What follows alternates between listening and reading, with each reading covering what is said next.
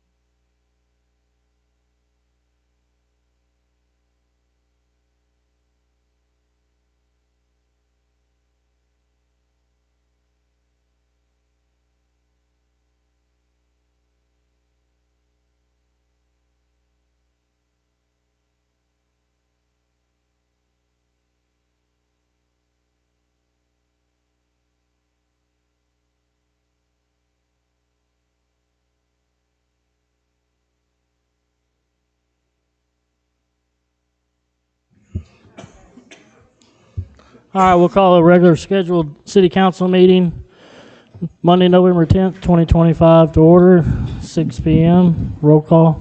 Mayor Turney. Here. Doug Ewing. Here. Brad Allfinger. Here. Alex Esquivel. Here. Dr. Pam Sardo. Here. Gary Chappell. Here. All right, if you'll stand for the Pledge of Allegiance.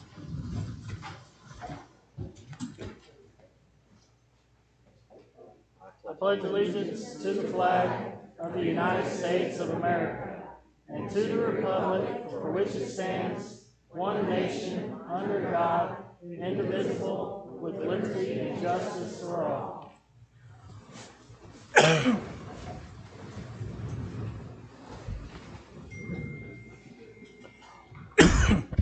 Pam, you want to do the invocation? Thank you. Please bow your heads with me. Heavenly Father, regarding Veterans Day, we are mindful of the cost paid for the liberty we possess. We ask you to bless the members of our armed forces. We pray for the healing of all those who have scars from service. May they experience your strength and love. Please protect all of the first responders and keep them safe. Be with those in our community who face illness or issues from the shutdown. Help us make wise decisions for the city. We ask in your name. Amen. Amen. All right, before we get started with this last meeting of mine tonight, I want to take a moment to express some of my gratitude to the citizens. Serving on the city council has been a true honor, and I am deeply grateful for the trust the citizens of the city placed in me. Every decision, discussion, and project was guided by our shared commitment and strengthening community. I'm sincerely thankful to the residents for the opportunity to represent you. To the city employees, thank you for your professionalism, your dedication, and the work you do every day that often goes unseen. You made my job easier by consistently providing accurate information, thoughtful guidance, and steady support. Our city runs because of your commitment, and I am grateful for everything you do behind the scenes to keep things moving forward. To my fellow council members, it has been a privilege to serve alongside you. We have agreed at times and disagreed at times, but through it all, I have respected the dedication each of you bring to the table. For instance, Mayors Mike Holmes and Keith Coop. During my time here, I grew as a person, learning from both my successes and my mistakes. Each experience, whether rewarding and challenging, helped shape me into the better leader and better member of this community. I would also like to say a special thank you to my mentors who helped me get to where I am today. Wayne Allen, rest in peace. Mayor Joe Holt, Mayor Jason Turney, Councilman Brad Alfinger, Councilwoman Barbara Newton. As I step away from this role, I do so with gratitude, respect, appreciation for the opportunity to serve. Thank you for allowing me to be a part of this council and a part of this city's history. Thank you, Doug.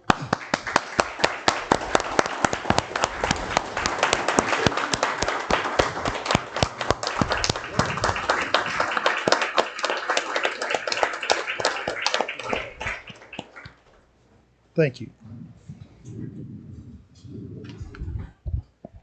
Yeah, moving on. Much appreciated to both of y'all for your service. Before we open the table for the public comment, I just want to say, I know some of you are here for the Epic Meadow project. Just to be very clear, this is not in the city limits, not in our ETJ, not in our CCN for water sewer district. It's nothing to do with the city. We have no control, no authority over that development. That's all through the commissioners and the Collin County Development Planning. So you're free to speak on it, but just so everybody's aware that your comments and your concerns will be best served at the county commissioners meetings. So now we'll open it up to the citizens' comments. Yes, Mayor, we have many. First one is Vog Oganyan.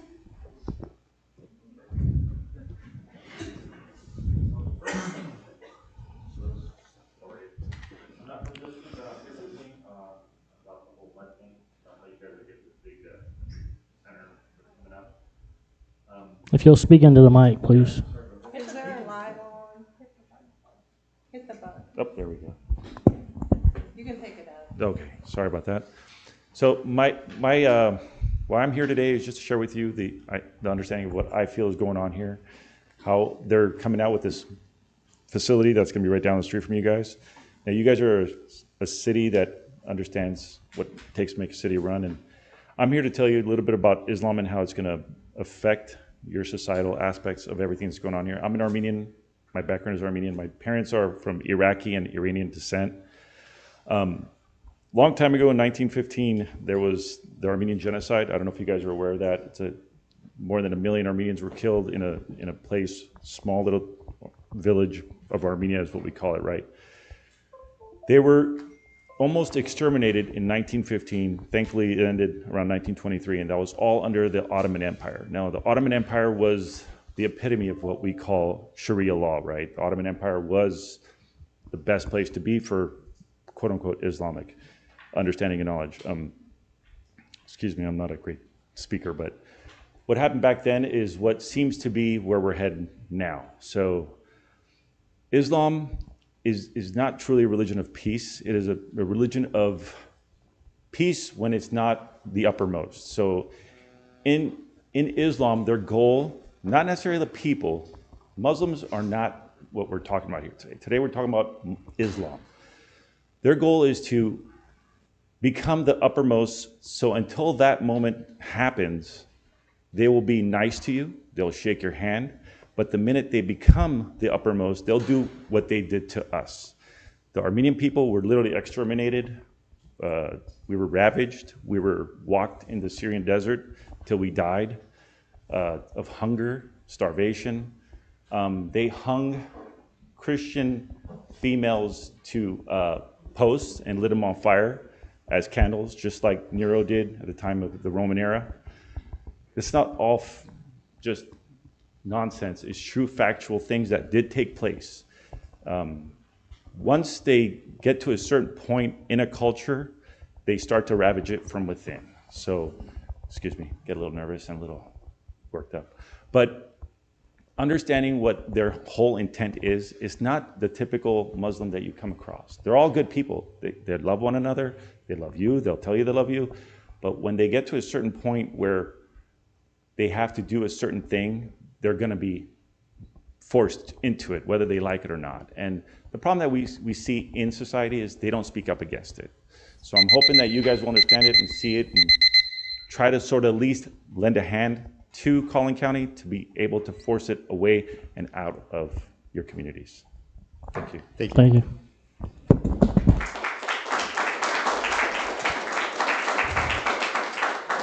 I'll just say, while I understand all that, it still does not change the fact that we have no governing authority over the area where this development's going. So that does not change that fact. We be like us telling a Caddo what they can do. We have no authority. Don Silver.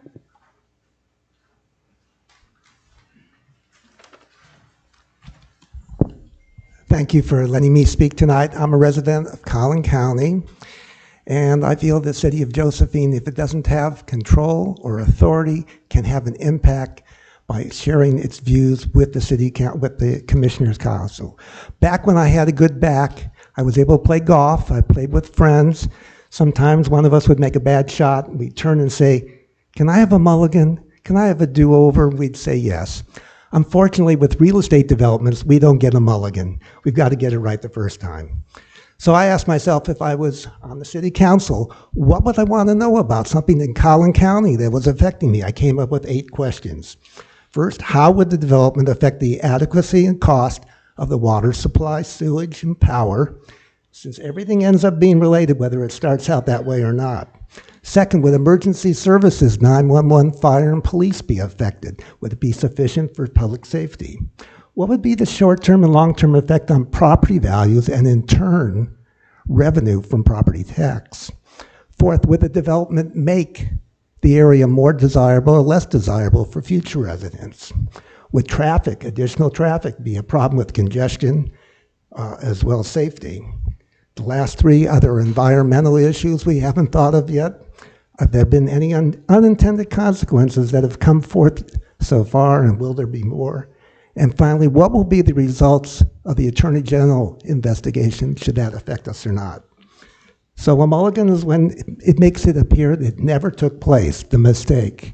We can't have that here. We have to get it right the first time, and I trust that you will all do your best to help that result. Thank you. Thank you. Sue Silver.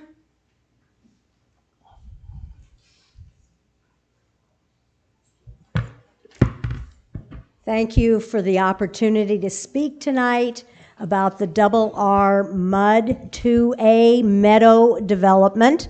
I am a Collin County resident. With years of experience in community public safety, emergency preparedness, with the helmet to prove it, response training and recruitment of citizens, which I did alongside a major fire department, I have a few questions and observations along public safety. Man-made emergencies that require first responders such as fire and police aren't restricted to man-made borders of cities, counties, and municipal utility districts, aka MUDs, but instead have wide-reaching geographical impacts. Here are 4 serious public safety red flag questions for the Josephine City Council concerning the Meadow, which may house up to 6,000 new residents adjacent to Josephine. 1, with so many new residents, along with the current water crisis, how will the North Texas Municipal Water District and the fire department have adequate water pressure to extinguish fires? 2, With firefighters in short supply already around Josephine, will there be enough firefighters and equipment? 3, with the Meadows' many projected daily communal activities, at least 5 times a day, plus special events, how many police will be redirected from dealing with crime, accidents, and other incidents to directing traffic?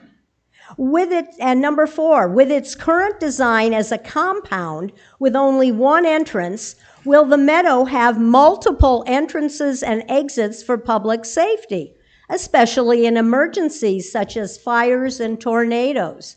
In summary, I urge the council to assert its authority to act in creating a resolution to Hunt and Collin Commissioner Courts to delay development approval for 6 months to 1 year while impacts such as these public safety ones and many others are formally studied. Thank you for the opportunity to speak. Thank you. Those are all great questions that I would say addressed to Collin County, and I've had long talks with Chris Hill, so. Ronald, possibly Dobner. I'm not sure if I have the name. Debner.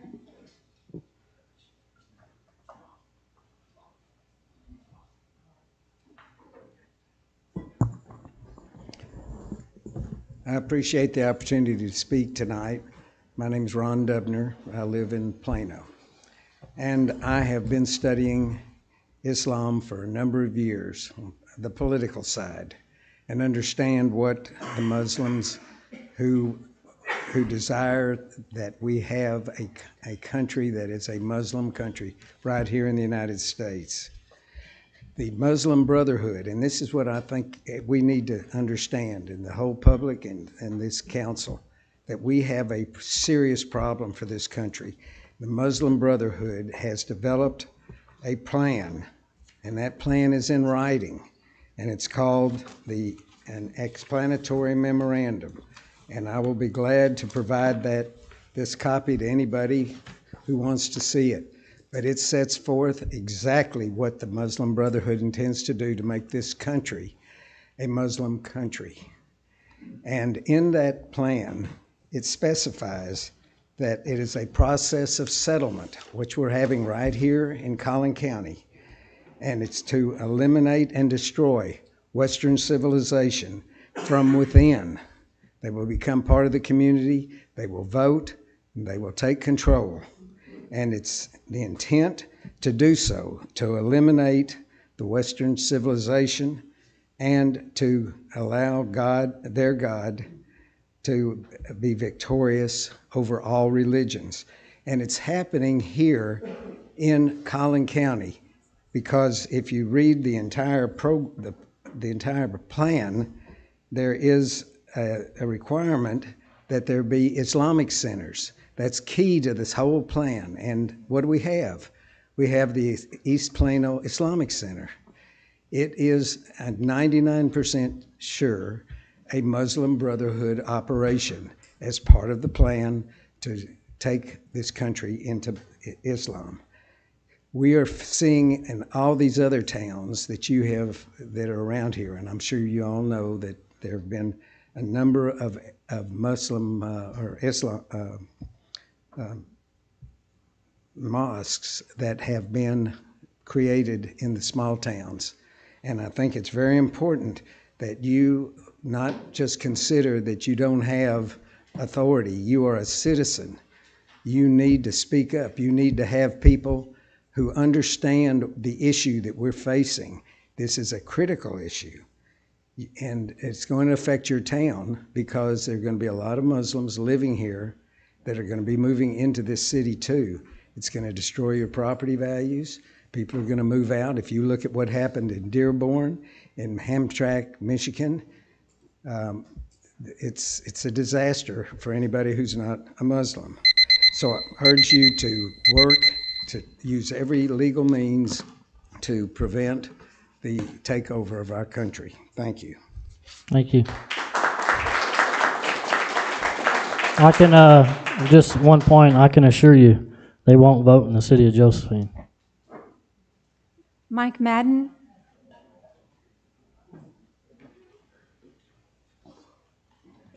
My name is Mike Madden. I'm a retired Army officer. You may have to pick it up, you're kind of tall. My name's Mike Madden. I'm a retired Army officer, resident of Collin County, Thank you for your specifically service. McKinney. Thank you. You're welcome. One of the things that was beat into me as an Army officer was you act first. You don't wait for the other guy to act. You get ahead of what they call the decision cycle. So I'm going to ask you guys to do that. I know your options are limited, but act now. Go to the county commissioner, see if you can get a 1-year moratorium put on this thing. I believe it is about Sharia law. It's not a religion, and so I'll be there at the county commissioner's court in support of you. Thank you. Thank you.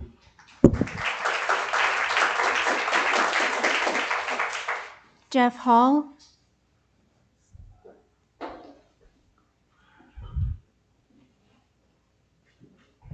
I'll lift it up just so I feel better.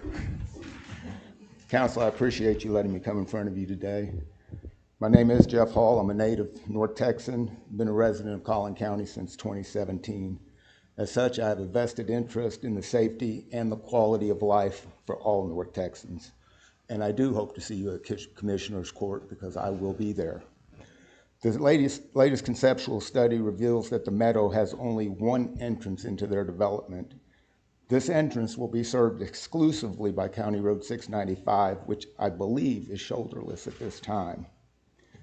As an advocate for public safety, I have grave concerns for the safety of folks that travel 695. The sheer number of housing units, I think I heard 6,000 members in that community, suggests traffic into and out of the Meadow during rush hour. If there's an accident, response services will be significantly impacted, and I imagine resulting in the loss of life. Also concerned for the single entrance, which it will serve as a compound as much as a community. That's a different discussion, but who plans only a single entrance for such a large community? That, to me, appears to be severely negligent. And as you can imagine, response times will be significantly hindered. There does appear to be a road on the south side of the community that may eventually be served by evidently an extension of 695. By what means will that be funded and by whom? Texas cities also, I know you mentioned that it's not an ETJ, but you do have influence. And Texas cities are responsible for the emergency management and response within ETJs. And considering that, who will be held liable when an emergency cannot be responded to in a timely manner and there's loss of life, loss of property? Somebody's always going to come looking for somebody to get to help them out of the mess, loss of life, etc. Who will confirm the emergency coordination, as Ms. Silver discussed, as far as ensuring proper prevention, mitigation, preparedness, response, and sometimes ultimately recovery? In consideration of these significant public safety concerns, I respectfully ask that you use your influence to deny or minimally pause this effort moving forward and consider the Collin County Roadway Standards document from 2020, as well as other codes and laws to maximize safety and convenience by mandating 2 or more entrances and exits in each new development plan, and share the true impact on these tiny roads and the cost of road repair from the heavy construction and the increased traffic burden. Thank you for your time and consideration. Thank you. Barbara Isaacs. Hello, Mayor. I know you've said a couple of times that there's nothing that this council can do, but I recently worked on a situation over in Blue Ridge because I owned property there, and we had a similar situation. They had bought about 200 acres that they had planned to develop, and I will say this, now that we are working on a new city comprehensive plan, and I've met with I hired a private municipal attorney, and he told me we can really strengthen those rules, the codes and ordinances in the city comprehensive plan, so we can get out in front of these things, like for instance, what they're talking about with the multiple entrances, and to be able to control traffic and parking, and, you know, lots of maybe drainage ordinances. There's lots of things that you can do, but I think you have to get in front of it instead of behind it. So I just wanted to point that out, because that's the advice I was given by a municipal attorney, was to do that. But I did go to Collin County Commissioners Court today and spoke on the same issue. I've been there and spoke before on this issue, and I'm speaking today regarding the proposed development formerly known as Epic City and recently renamed as the Meadow.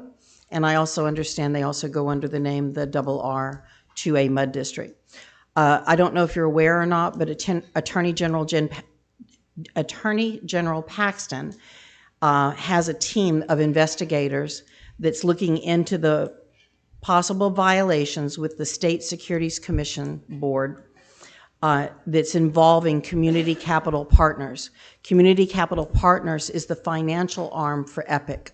So they're all tied together. So if you do have any choice to hit the pause button and not move forward with any of these projects, you should do so at least until all these investigations are completed, because they are being investigated now. And then, are you familiar with the Holy Land Foundation trial that took place in Dallas in 2007 and 2008? And if not, arguably, this was the most important trial that has ever taken place in the United States regarding terrorism. Several people were indicted and put in prison. During that trial is when they came across, when they were doing their investigation, they came across the explanatory memorandum that Mr. Dubner mentioned earlier. It's a very important document, and there is a summary that's been written. That document's very large because it was written in Arabic and then translated into English, but it was written by the Muslim Brotherhood, and it tells us in their own words. It's a blueprint. It tells us exactly why they're here in America and what they plan to do. So we need to believe them when we read this document. And there is a summary available. And I just want to say, please, I found a website called defendingourrepublic.com, defendingourrepublic.com, and that document is available for download, print, or to read. Thank you. Thank you.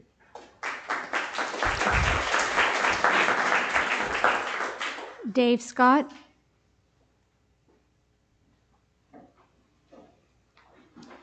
Good evening, Mr. Mayor, council, staff, and concerned residents of Josephine. Thank you for allowing me to be here to speak this evening. My name is Dave Scott, and I'm a retired 30-year career police sergeant. I was employed in a police agency of 85 sworn officers in a city that is 7.49 square miles with a population of over 110,000 people. That put us at an officer to citizen ratio of about 1.3 officers per every 1,000 citizens.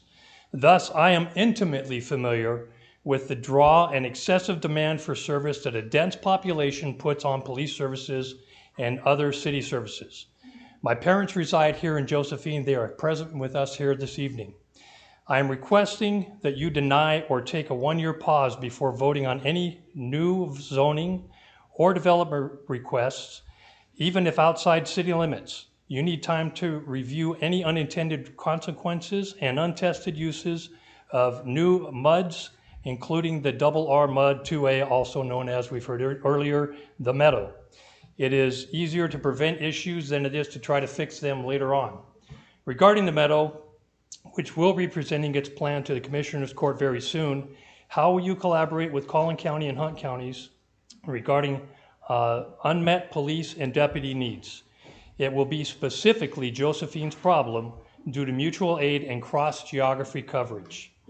How will you ensure that owners and developers of these MUDs are fully transparent with you regarding the events that they will have on their properties? Will you ask about the high volume of traffic and large number of events they will host every day, requiring extra law enforcement to be redirected from crime fighting, as mentioned earlier, and crime prevention to direct traffic and other tasks. Have you benchmarked with Plano, Pflugerville, and Houston to ask them about the large number of police officers needed to direct traffic for daily cultural events or special events in their communities? Have you considered the cost to all taxpayers of the increased police presence that will be needed as soon as 1 to 2 years? Have you shared those increased costs with the residents of Josephine? Are you aware of the increasing difficulty the police agencies have in attracting, recruiting, and training and retaining officers and deputies in today's unfavorable culture toward law enforcement? I know about this firsthand, as I was my agency's sergeant in charge of recruiting, testing, and training new officers.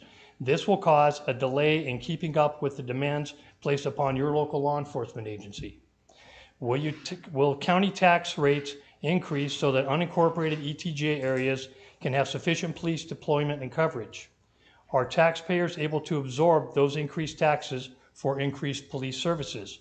Please deny or pause any development decision until you can review Texas Code 1701 and the Texas Administrative Code and ICMA Public Safety Management White Paper. The white paper states specifically that an average of 2.5 officers is needed per 1,000 population. If 1.5 million people are in Collin County and 16 MUDs are coming soon around Josephine, that unmet police need calculation is overwhelming. Thank you for your time and attention. Thank you. Paula Cheek.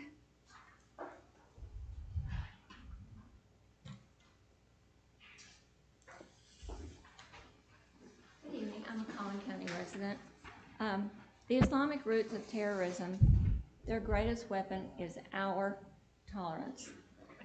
Although federal law protects ritual slaughter under the Ma'am, First could you Amendment. get a little bit closer to the mic Yes, for I me? can. Although federal law protects ritual slaughter under the First Amendment, it requires that all livestock must be stunned prior to slaughter to render the animal insensible to pain. But then the act comes along providing exemptions for halal and kosher, which don't require pre-cut stunning. This is what you can do. You can regulate now. You can revise your codes, and where you can't regulate actions in ETJs and unincorporated areas, you can lobby the Commissioners Court to address activities, including backyard slaughter, by means such as these: zoning and land use. You can use zoning laws to regulate where all slaughterhouses can operate. Public health and safety. You can enforce general public health, sanitation, and safety regulations that apply to all meat processing facilities. In-city slaughter is wrong because it is a health hazard that spreads disease, even death, because of poor sanitation, including E. coli and salmonella, that are very hard to kill once they take bacterial form in an open breeding ground. When organs are improperly sliced, the meat becomes contaminated, and the soil poses a huge health risk that will attract pests and other animals that become adulterated and spread disease, not just by cats, dogs, and rats, but by touch. A rat can step on contaminated grass, that is E. coli, survive, and walk along your fence. When you open your gate, you've just touched E. coli, and you spread it when you get your mail, open your front door, and touch your phone. Among the provisions of Hamtramck, Michigan's ordinance that Josephine and/or Collin County can adopt are these: notification. The city or county clerk's office must be notified at least 1 week prior to the intended date of the sacrifice. Inspection. The resident must allow the city or county to inspect the site for health and safety both before and after the sacrifice. Sanitation. The area must be cleaned and sanitized properly, and the carcass must be properly disposed of, which doesn't mean tossing it in the nearest trash can for pickup. Public view. The act must be kept out of public view. You and the county can pass these measurements as a compromise based on legal advice. If these measures can't be made at the city level, then you lobby Collin County to adopt these urgent safety measures for the health and welfare of your citizens, Speak up for Josephine. Josephine does not have to endure this. Thank you.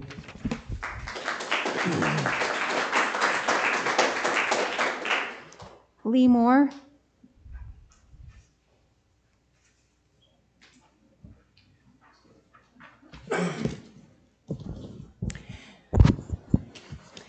Thank you for serving your community. I'm here also today to speak regarding Epic 2 Community, now deceptively named The Meadow. I've spoken at Commissioners Court many times and did again today on this topic. As you know, many citizens have been attempting to raise awareness about this development, and thanks to Amy Meck's research and reporting on X, along with Attorney General Paxton's involvement with the noting of Texas security violations, these concerns are now receiving additional attention. Governor Abbott signed HB 4711 a couple months ago, which only prevents the forcing of somebody to sell their property back to the mosque. It doesn't stop them from doing it voluntarily. And as we know, in Islamic culture, it's okay to lie if it advances their cause. This bill did not address that Sharia law and our Constitution are not compatible, and it did not ban Sharia law, despite suggestions otherwise. Most of you know that Epic City Development changed its name to Double R Mud when electing new board members a couple months ago, and now again to The Meadow, clearly attempting to avoid negative publicity in online searches. But make no mistake, this remains an Islamic-focused community, and Islam is fundamentally incompatible with our Constitution. Under Sharia law, there's no freedom of religion, no freedom of speech, no freedom of thought, no freedom of artistic expression, especially concerning no equal rights for women. Residents of Epic cannot simultaneously honor both the Constitution and Sharia law. These systems are incompatible with Islam and Sharia law. There is no difference. They cannot honor the Constitution and support Islam. I realize that the county is responsible for final approvals, but they will be asking this town for the use of infrastructure and especially annexing immediately if approved, and you need to be prepared for that. This development shows concerning patterns like large land acquisitions through shell companies and religious nonprofits, strategic use of MUDs to bypass zoning and public oversight, foreign funding through tax-exempt religious institutions, separate governance structures with their schools and legal systems. TCEQ applications should be secured, and they haven't done this despite Abbott's directive in April to halt work until permits are secured, and then the educational content that they're teaching that conflicts with American civic values. This isn't standard urban planning. It's establishing parallel communities operating under principles that contradict our Constitution.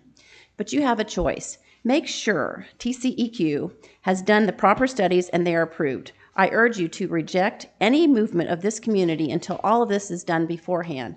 Make sure you do serious, deep research into every aspect mentioned, especially since Attorney General Paxton has identified illegal activities and requested referral to the State Securities Board. Thoroughly evaluate infrastructure planning, water, fire protection, police services, parking, streets. Plan for the future and not just for today, and avoid setting any dangerous precedents. Thank you.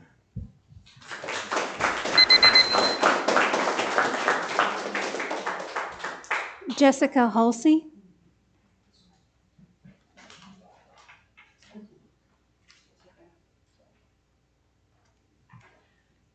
I'm Jessica Halsey. I am from McKinney, and all I can say is ditto, ditto, ditto, ditto. Get ahead of the problem, do your research, find out about sanitation, find out about traffic, find out about fire and police coverage, water, burial processes, anthrax, thank you over there, Paula, for sacrificial things, burial processes, a loss of freedom. One gentleman has referred to a Muslim authored explanatory memorandum that was uncovered by the FBI, written in Arabic and translated.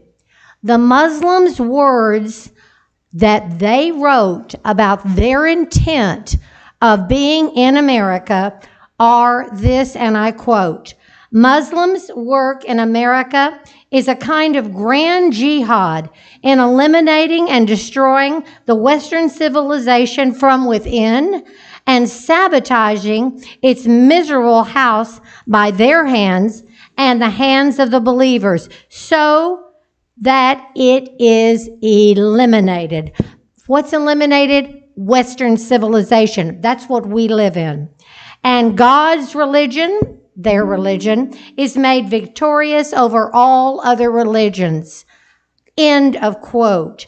Muslims have no plan to assimilate. They only plan to eliminate. Western civilization, our U.S. Constitution, our Texas Constitution, our Judeo-Christian values. Please be very prudent. I know it's not in your city. We've said that. It's right next door to you. And we come as supporters of you in the county in this fight. I'm from McKinney. We have people here from Allen. We have people here from Plano. We come to support you. But do your homework. Do what Mr. Silver said. Ask these questions. Be prudent and wise as a city council so that you can advocate for your area and we can back you. If you're doing nothing, we have nothing to back. Get ahead of the problem. I urge you. I urge you. Thank you.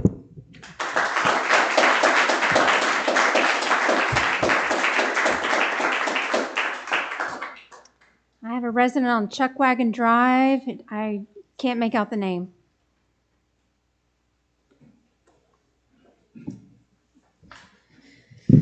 Good evening, City Council, Honorable Mayor. I'm here to address issues threatening our community's safety and quality of life as we grow. With new developments bringing families into our town, potentially tripling our population, it's time to act decisively to protect Josephine and outer limits, making it a safe haven. This city is drawing in more people than you can currently handle, but without strong protections, you're inviting risks that will shatter that peace. We need a mandatory 24-month moratorium and slow growth initiative put into action by you to control these issues immediately. The dark reality of registered sex offenders loitering near our child safety zones, Texas Local Government Code Section 341.906 empowers the city as a general law municipality to enact an ordinance restricting these individuals from being within 1,000 feet of schools, parks, playgrounds, and daycare zones where our kids play and learn. Yet Josephine has not adopted this vital protection. This is a direct threat, heightening risks of assault, rape, or even trafficking amid growing subdivisions. By failing to enact this code, we're leaving our children vulnerable in an unsafe environment. I urge you to pass this ordinance tonight. Exempt existing residents as required by law, providing exemption processes from legitimate needs and partnering with Collin County Sheriff's Office for enforcement. Let's prevent tragedy before it strikes our kids' futures, please. Next, your noise ordinances and disturbing the peace laws, strong in Chapter 8 of your code, prohibiting excessive sounds that disturb the peace, are simply not being enforced in outer city limits, especially as meadow-style ranch developments expand. Construction booms all night, late-night parties with loud music booming, heavy equipment rumbling unchecked, turning quiet neighborhoods into sleepless zones and eroding the rural charm. What's worse is without enforcement, future developments nearby can operate under lax county rules where unincorporated areas lack dedicated noise regulations and rely on vague state disorderly conduct laws. This invites builders ignoring decibel limits, hint, events spilling over without permits, all while endangering residents and yes, even drawing opportunistic predators under cover of noise in these family-heavy areas. Like the proposed developments on 659 and 850, you can monitor this for illegal building 24/7 to comply with Ken Paxton's investigation that found them in violation of the law. You cannot let growth outpace governance. Enforce the laws you have, implement them from the legislature, issue warnings, levy fines for violations, and hold developers accountable before groundbreaking. This isn't about stifling progress. It's about ensuring safe spaces where families thrive, free from disruption and danger. By acting on these items, you can safeguard against these shadows that prey on vulnerability, preserve the peace that defines our town, and I appreciate the time to be able to speak to y'all. Thank you very much.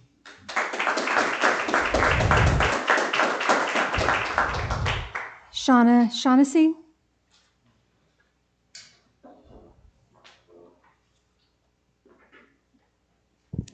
I will try not to be repetitive, but I am also here to speak on the issue of what was previously known as Epic City. I'm a mom. I have 3 young kids that I have recently decided to homeschool, as this issue is coming closer and closer to home. And that's unfortunate because our school district out here is a really great district, and this is going to have a huge impact on them as well. And so the issue of water has been brought up, as well as the issue for additional police. I'll just add to that. My questions are, do you have any information from the North Texas Municipal Water District, or CADO SUD, about the necessary infrastructure that's going to impact price increases for all residents? That's inevitable. When it grows, the prices also increase. We ask that you please do not approve any new water or sewer or zoning requests until you've reviewed Texas Water Code Chapter 11 and 5. Also, will you plan to collaborate with Collin and Hunt counties regarding unmet police and deputy needs that will result from these approvals?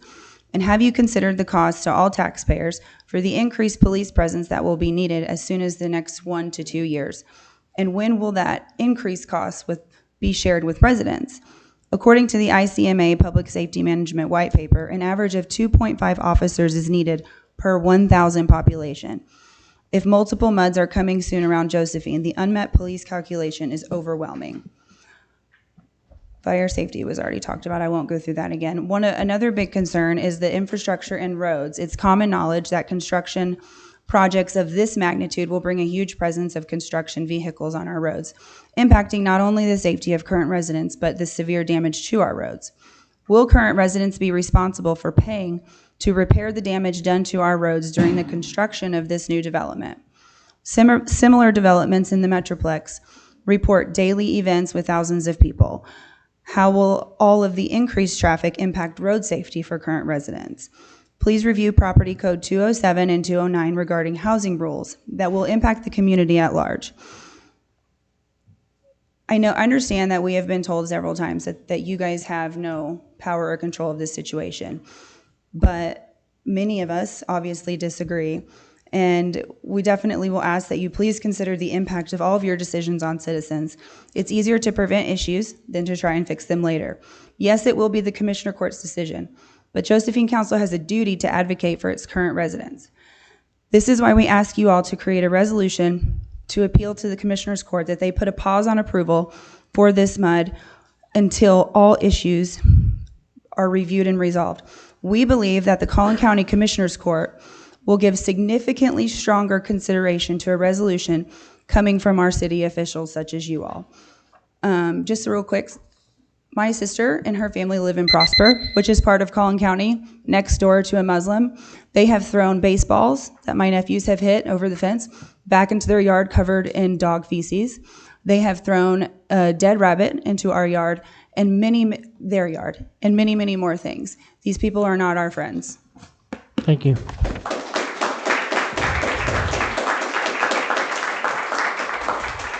Bobby Hamilton. Yes, ma'am. Y'all know who I am, y'all know where I live. So I'm gonna tell y'all what y'all need to do.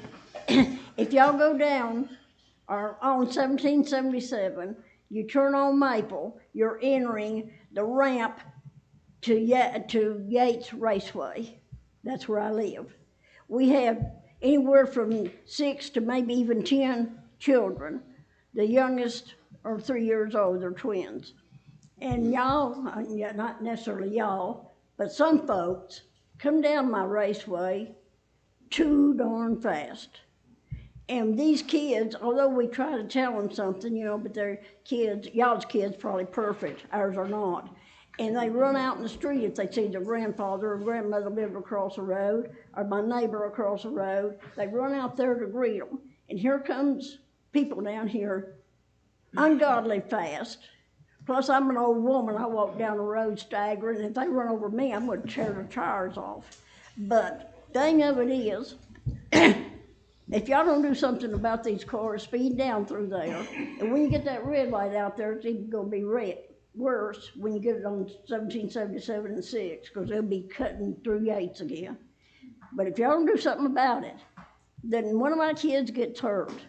There's gonna be something put on y'all that Ajax ain't gonna wash off. Thank you.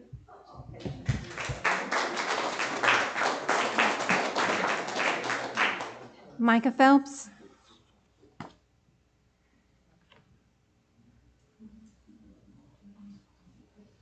Mayor, Council. I'll try to keep it very short and sweet, but had a great meeting with several city staff earlier this morning at our meeting. Alderwoman was also there as well, and kind of just wanted to circle back with y'all. Really good conversation around kind of next steps forward, what that looks like for the MUD and for the city. And for those that don't know me, I'm the president for Magnolia Point MUD.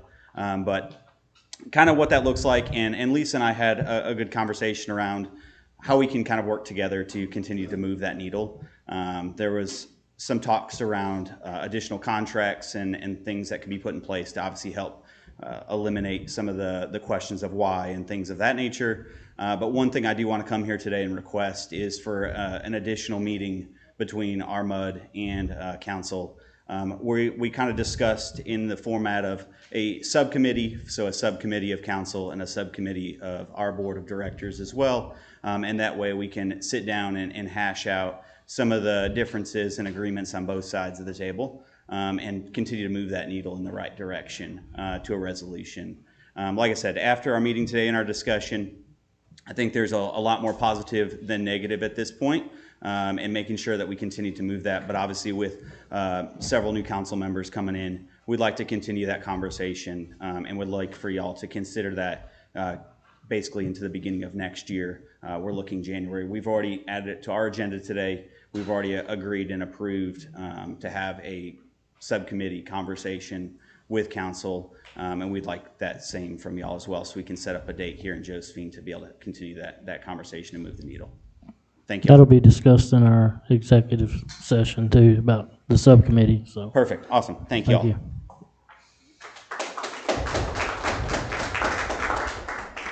Brandon Jordan.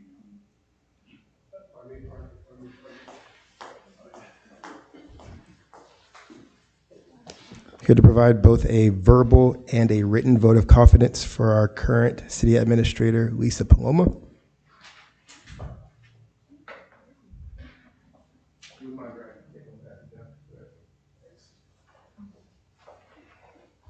So, man, a lot's been talked about serving. Some saying about the lack thereof, and some saying about a great job that we are doing as serving. Right. I'm simply asking for the opportunity to take that service to a next level, to go behind a compassionate leader who's already making grounds and making a difference, to take us to a place that Josephine is trying to get to. There's been a lot of talk about being a community. We are a city, and we're trying to give grounds to becoming a community. Let us be a community inside so that the city can mimic us as a community outside. We're on the cusp of doing some really, really great things. I serve a God who believes in second chances. Micah 7:18, he desires mercy. Let us also be people who are extending that mercy to one another and building bridges, closing up gaps, just like we did yesterday, or not yesterday, but Saturday over at Riverfield. Great job, you guys, on that block party. That was awesome. We'd like an opportunity to continue to do those things. And under Lisa's leadership, we can do that and do that extremely, extremely well.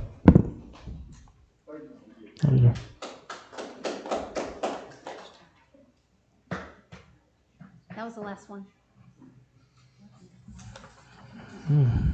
Yeah. I wasn't ready for it to be over. Hang on. So just a brief statement for me. I'm fully aware of Epic City for over the last year, the countless death threats that I've received from all across the country that most people are not aware of. So I am very fully aware of everything to do with Epic. I've talked to Chris Hill, obviously, you know, with the police, and so just so everyone's aware, I'm not oblivious to what's going on with Epic. But I have a duty and a role to serve the citizens of Josephine. And my service is to the city of Josephine. My jurisdiction doesn't go beyond those limits. That doesn't mean I don't have conversations with our county commissioner and our county judge. But for the most part, that's about as far as it can go. But yeah, I'm very aware of what's been going on since the very beginning of this.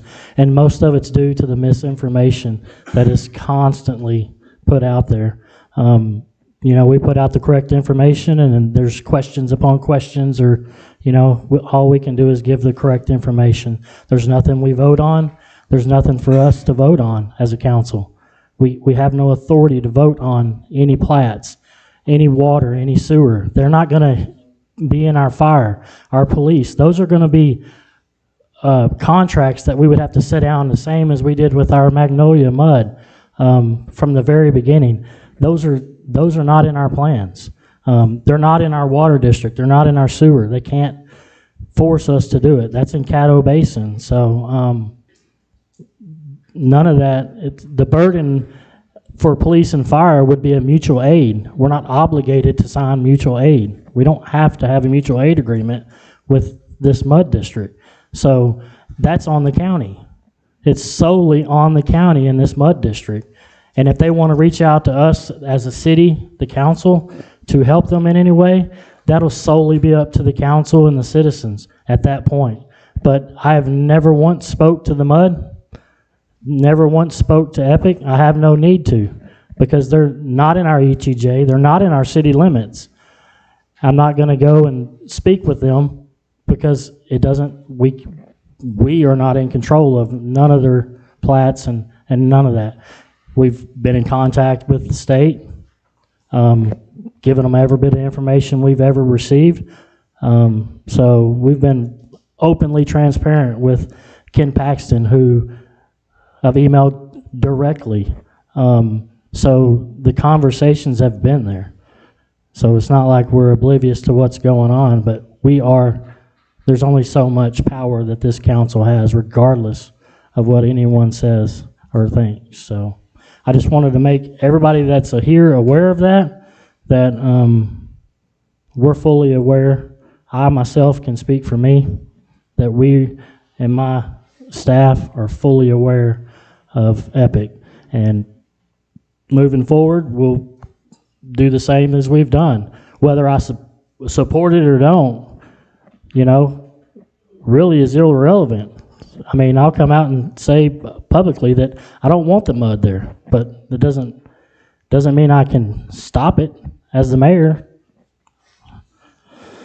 But that's my 2 cents on it. So I just wanted to put my knowledge and my information so that everybody understands that we're not just letting you speak and going on. If any other council has anything they want to add to it, feel free. There will be no actions on none of that, anything tonight. Only action items will be what is on our agenda.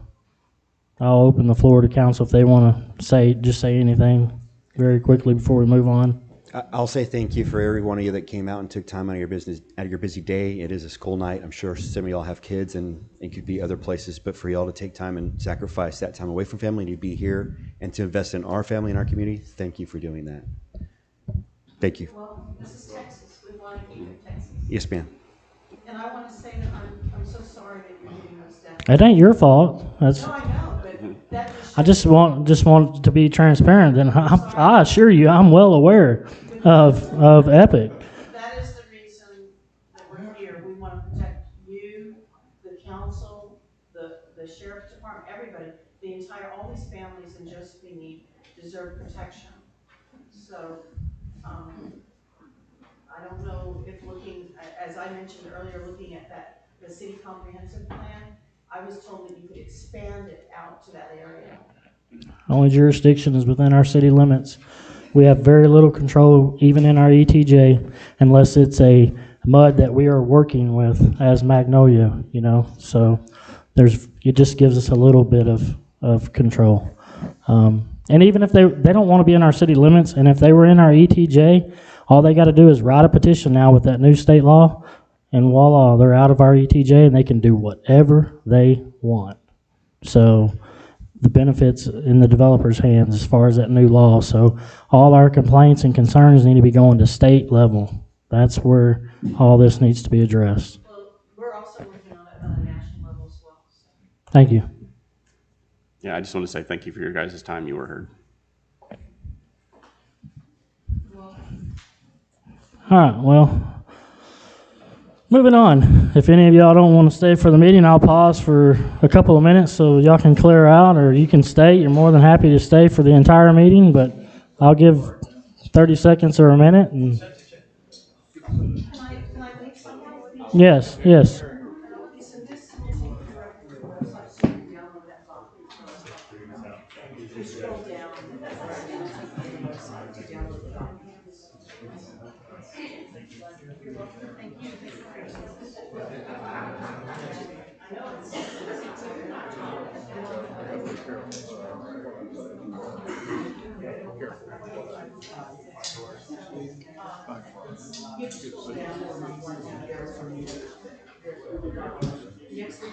You're welcome.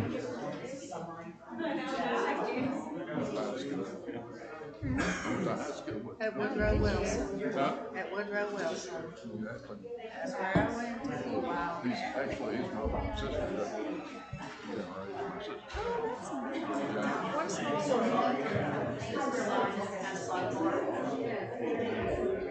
He took me months ago and gave me all this I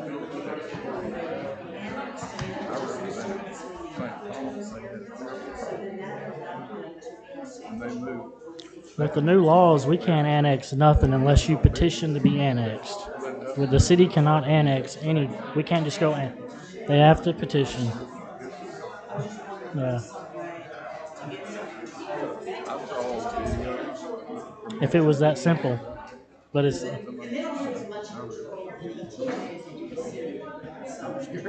Correct. Thank you. All right, we're going to proceed with the meeting. So, if you would, please. We will move on to citizens' comment or consent agenda.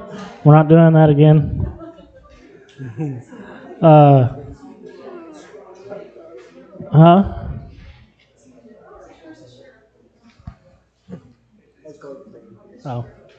All right, council. Item 3, consent agenda.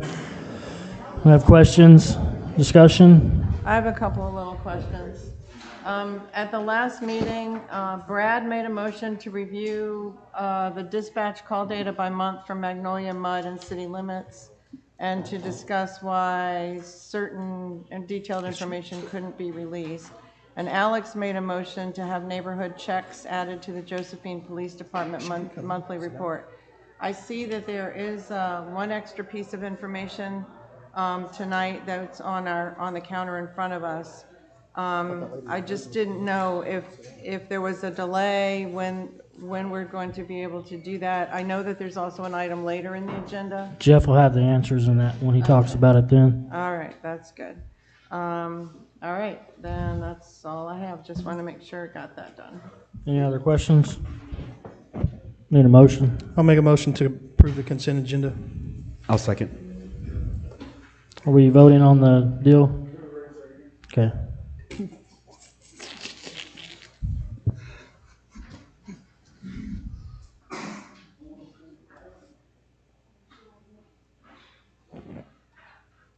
Could I ask for one thing from the water report later? I apologize for being out of order here. We passed TCE and EQ inspection, which is wonderful. Congrats, yay. Can we get a copy of that report? We don't receive a report, we just received we haven't received it yet from the state, but we don't get a report of check marks, whatever, they keep it on their side. Okay, thank you. Email saying. Okay. You're in compliance. Okay, thank you. Did we get it? We're good. Are we, the voting side, did we send it out or? I haven't gotten it. Did you get mine? I clicked. I have potatoes and rats.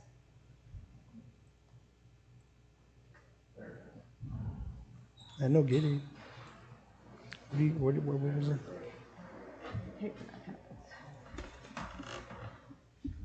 Wasn't there one that says?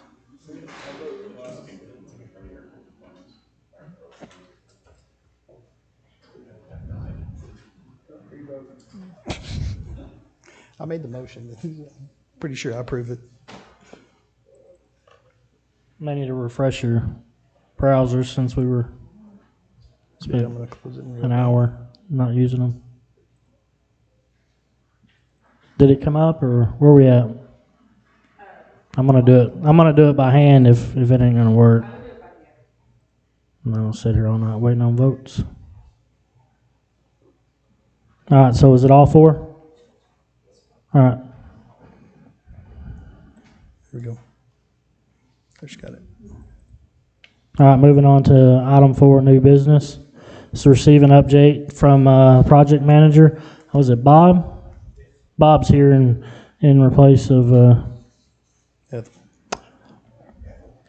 Ethel's tonight. on vacation. Ethel's on vacation. Mayor and council, thank you for letting AGCM bring our update. You may want to pick that up real Yes, quick. sir. Okay, thank you. Thank you. Yes, sir. It had been 2 or 3 months since I was at the project, so I visited this afternoon, and it's really coming together well. Could not get inside the building, but the outside of the building, you see our project health indicator showing good. The site work is excellent. It really is. The exterior of the building, everything I could see was excellent. So very happy with how that's come together for us on that.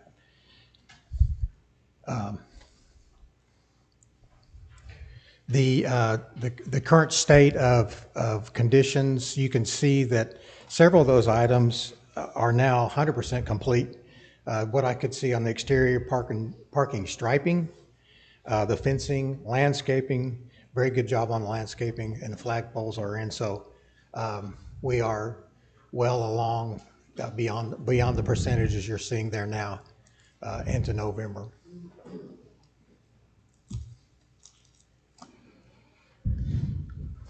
On the work that's currently going, commissioning is ongoing.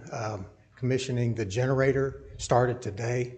That's a component so we can get substantial completion. We're still targeting the 19th for substantial completion on the project. So that's good. At the end of October, we were about 94% through with the billing on that contract. We're beyond that now, so we'll be approaching 100% here shortly on the billing for the project. That's the correct one. The third-party contracts, really, we have a little bit of the testing allowance, but also the FF&E furniture and equipment is going on for that. And just some photos from the last couple weeks in October. Again, I hope you're very proud of the way that building appears on the outside. It's very nice. The work, I could not get inside, so I can't believe that it's not a little further along now. We have a meeting next Monday, Tuesday to go meet and view the entire project. So That's supposed to be the punch list walkthrough, right? Yes, sir. Yes, sir. So I get a good peek in the bays. They were clear from all that debris now, so Yeah, I was they over have there. done a good bit. And then that's the turf and the fencing that you did the change order 3. So For the that's workout. complete now. That's for the workout area. Yes, sir. Yep. So I'm real happy with where the project's coming. Are you together. aware, if you're done with your deal, the only question, are you aware of the gas leaks that we've had? I'm sorry? The gas leaks? No, sir. No? Okay. No, sir. I know the Is fire that- chief may be aware of what's happened a little more, but. Is that something that you're dealing with? Yeah, we've had the 2 gas leaks now. I don't know if chief wants to come up and see if it's been addressed, or I'm just curious so that we know. Go ahead. Okay. Yeah, I can answer that question. They did find the location that turned out to be a bad weld underneath the sidewalk, so it has been corrected, fixed, Okay. and operational. All right. Thank you. Any other questions? No, thank you. Thank you.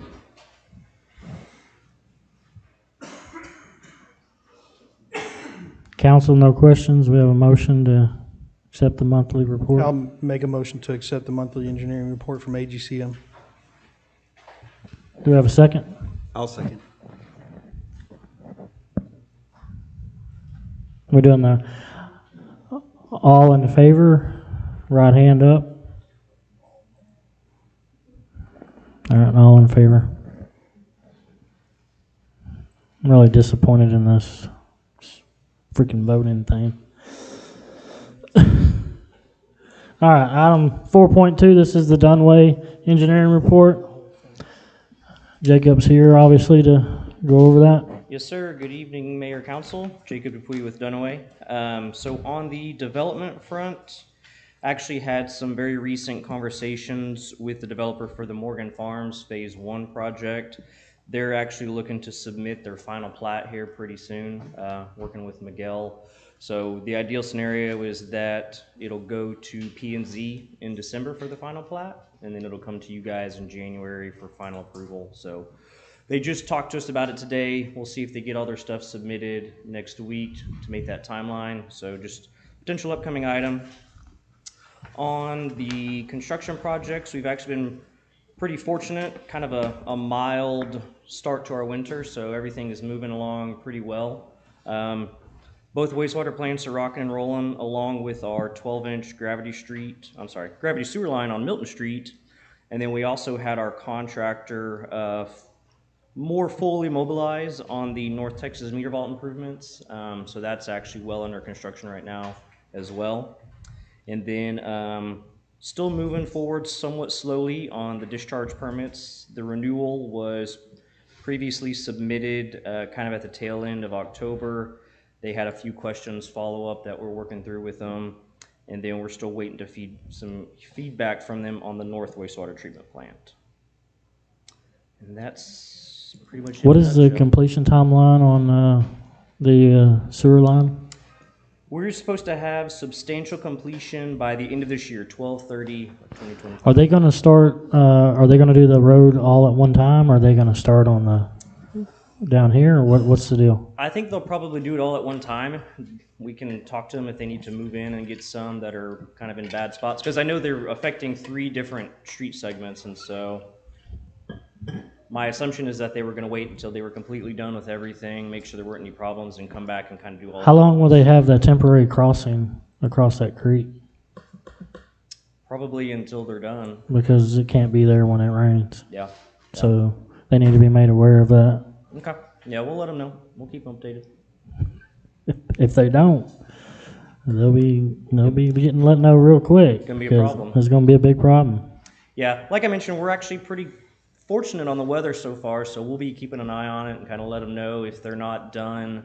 Hopefully and with the out of weather, they'll way. be ahead of schedule and be finished before. Yep. That's what we're hoping for.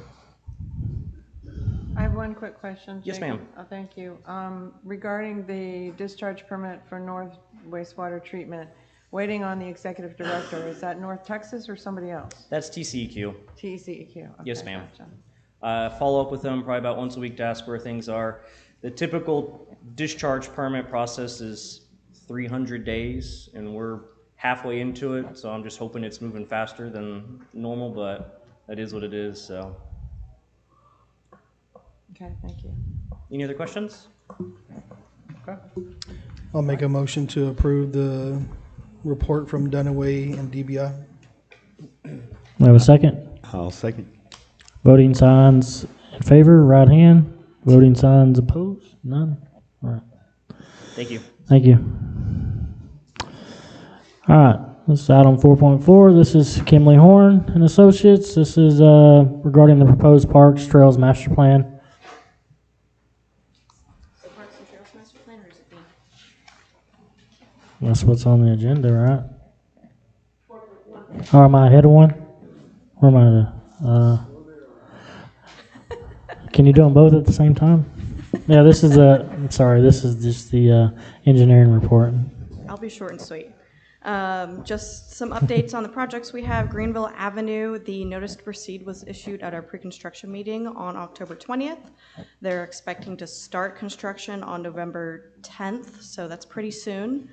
We've been getting submittals in over the past week, so we've been reviewing and sending comments back on those as needed. The Parks and Trails Master Plan is up next, so you guys are going to hear more about that. And then some current reviews that we have. The Sonic, we had completed the second submittal back in early October, and so we're waiting on the resubmittal. We had a meeting last week with the city and the applicant, so that resubmittal should be coming in soon. And then for the 610 East Cook Street, we actually got the 8th submittal last week, and so we're wrapping that up and should have our response letter back to the city this week. And that's all I have, so I'll answer any questions. I have one quick one. It says that the construction's going to start in Greenville today. Did I miss that? Are you moving forward this week or next week? If that's the 10th, it should have been today, but I haven't been in direct contact. I was out of the office today, so I'm not sure if they've mobilized today or not. Okay, thank you. I'll make a motion to approve the report from Kimley Horn and Associates. Do I have a second? I'll second. Voting signs in favor? Okay, item 4.4. This is the Parks and Trails Master Plan discussion.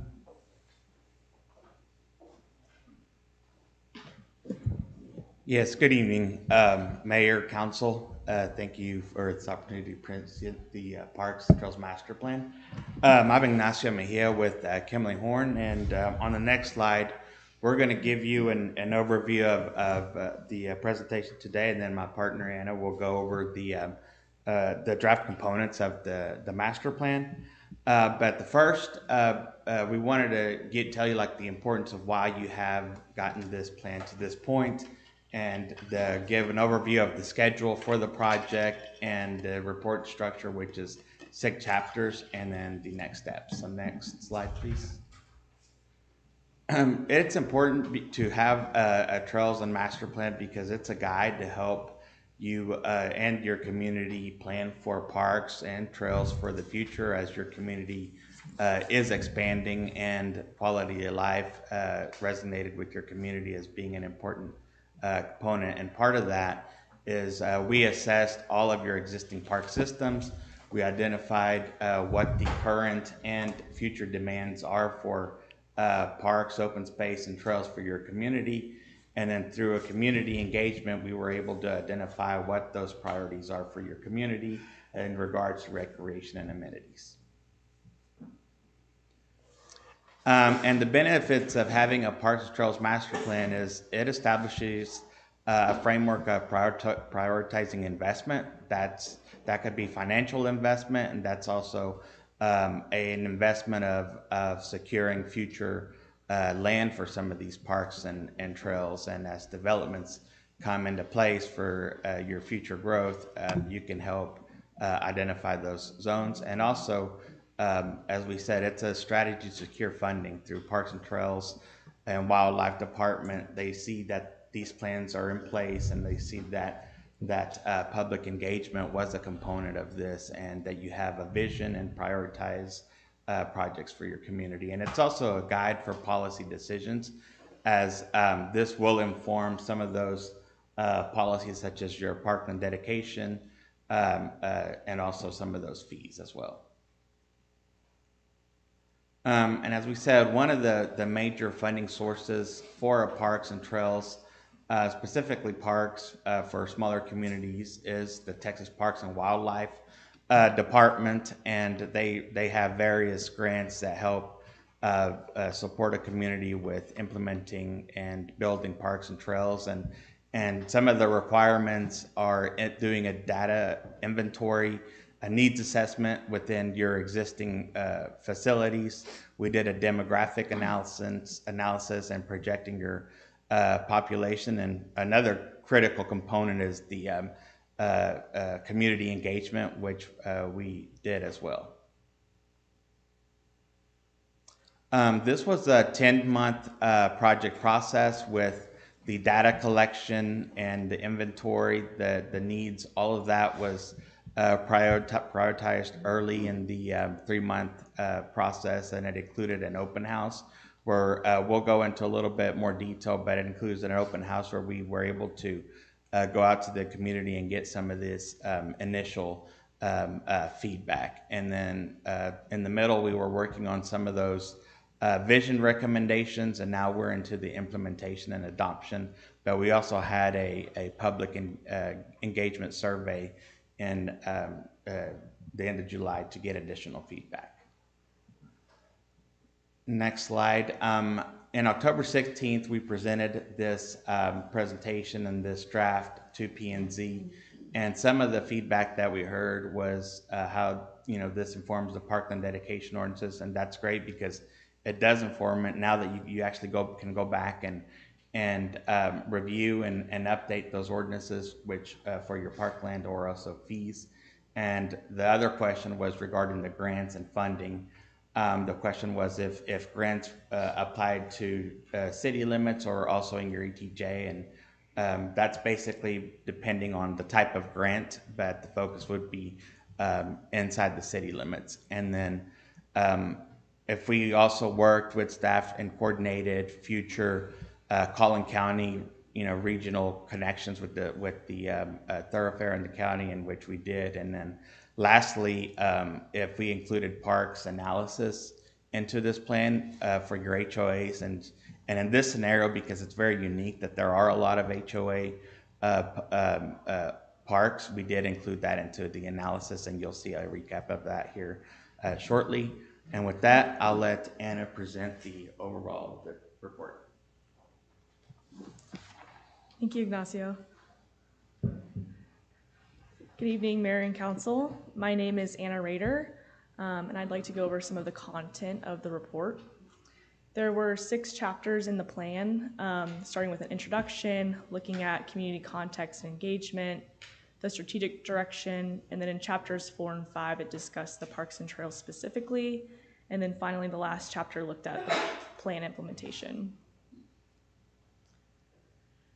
So within the first few chapters, as Ignacio mentioned, for TPWD funding requirements, we performed a high-level analysis of demographics data. So we looked at population growth and population projections, which helped inform some of our level of service analyses. Next slide, please. We also looked at key household characteristics as well as race and ethnic composition.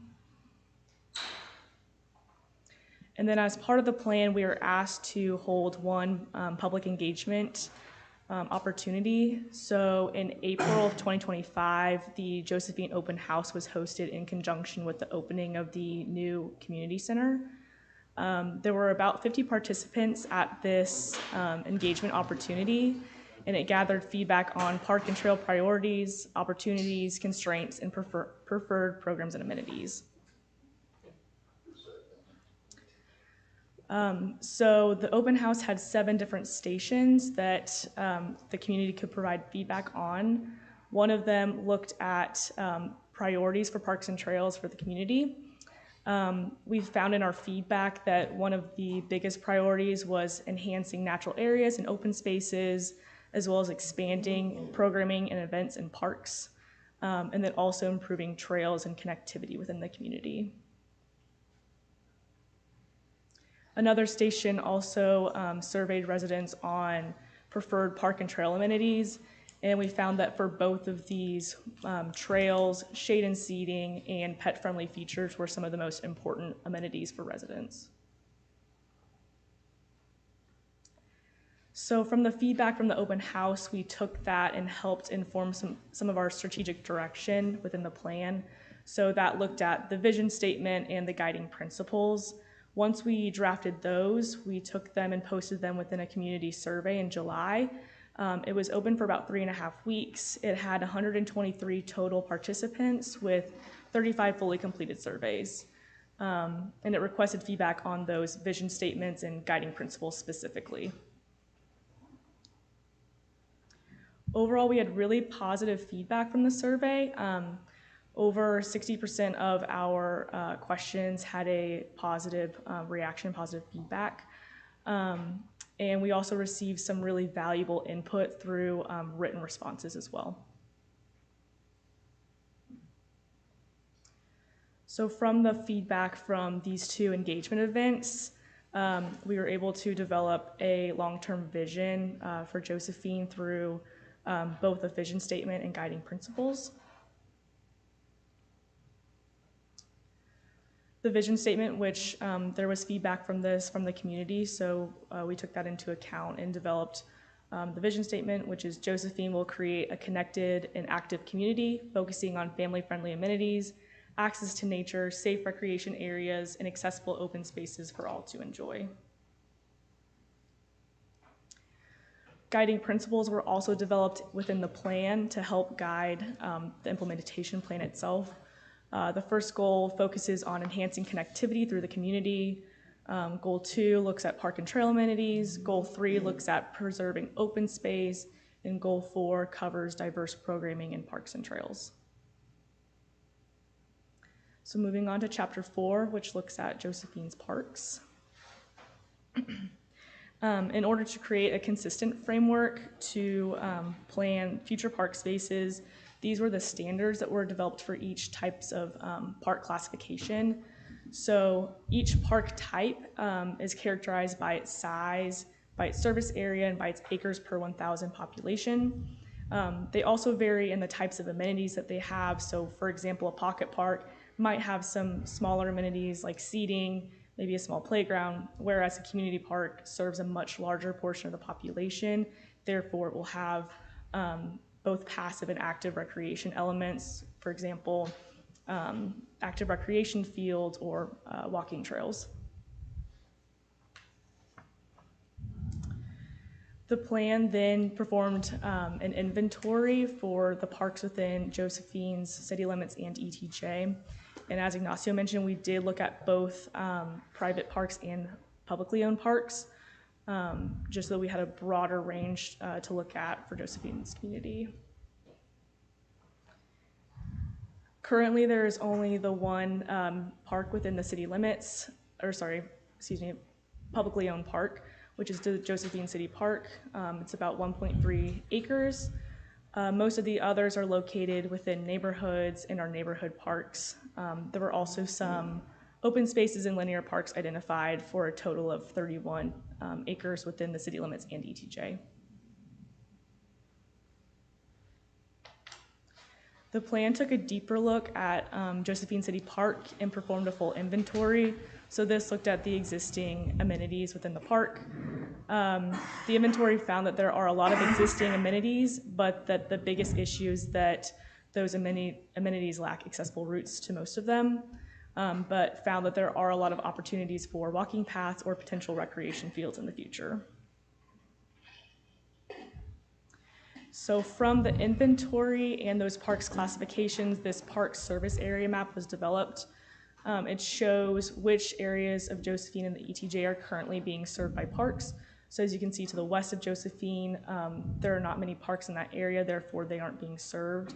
And if you were to look at only publicly owned parks, there would be a deficit in the eastern area of Josephine as well. And then as part of the needs assessment, Josephine's park acreage and service areas were compared to national benchmarks. These were from the National Recreation and Parks Association. So you can see that currently in the city limits for just the city park, there's about a 13-acre deficit in the city limits. And if you weren't to build any more parks by 2040, there would be about a 24 deficit based on the population projections. Next slide, please. A recreational amenity level of service was also performed. So this looked at deficits and surpluses of amenities themselves. It's important to note too that this takes into account private parks. So that is why they're showing a surplus of playgrounds, splash pads, and swimming pools. Next is Chapter 5, which looks at Josephine's trails. So similarly to the parks classifications, there were also trail classifications that were developed. There were 3 types of trails identified in Josephine. The first being recreational, which is typically a path or loop within a park. Multi-use trails, shared paths, which are typically found in easements or greenways, and then side paths that follow or are within a right-of-way. And then NCT COG and other national standards typically recommend that trails be a minimum of 8 feet in width. Currently, Josephine only has the one in Riverfield that meets that minimum. And then the trails were inventoried as well. There's one trail within city limits, which is in Fountain View. The rest are primarily in Riverfield and in Magnolia Point. From the trails inventory, we found that there's a total mileage of 3.39 miles within city limits and ETJ, but then specifically within the city limits, it's just a half-mile of trail. The level of service analysis was also performed for trails. So as you can see, there is a deficit of trails currently, and there will be by 2042 if there weren't any additional trails built. The plan also looked at resource-based analysis, and this found that the existing facilities often lack connectivity via trails and sidewalks, but there are opportunities for safe trail connections to schools, as well as building trails in rights-of-way and greenways, and there are opportunities to partner with other municipalities for regional trail connections. And that brings us to the final chapter, which looks at plan implementation. So as part of the strategic plan, this Parks and Trails Master Plan was developed to guide future park and trail growth and suggest opportunity areas for development. It builds off of the needs assessment, the level of service analysis, and existing park and trail inventories. So as we pull the map up, we'd like to caveat that the bubbles shown do not specify exact areas of development. Rather, they're showing opportunity areas where there are currently deficits of parks. So the dash yellow line represents that park service analysis. So everything within is currently being served by a park, everything without is not. And so since many of the areas that are without or are outside of that line are within single family designated zones, typically a neighborhood park would be an appropriate use there. The plan also identified opportunities to further recreational resources and amenities at the current city park, so it can become a future hub for the city. As for trails, one of the biggest opportunities is looking at the current railroad easement and developing a rails to trails network there to connect to the regional trail network.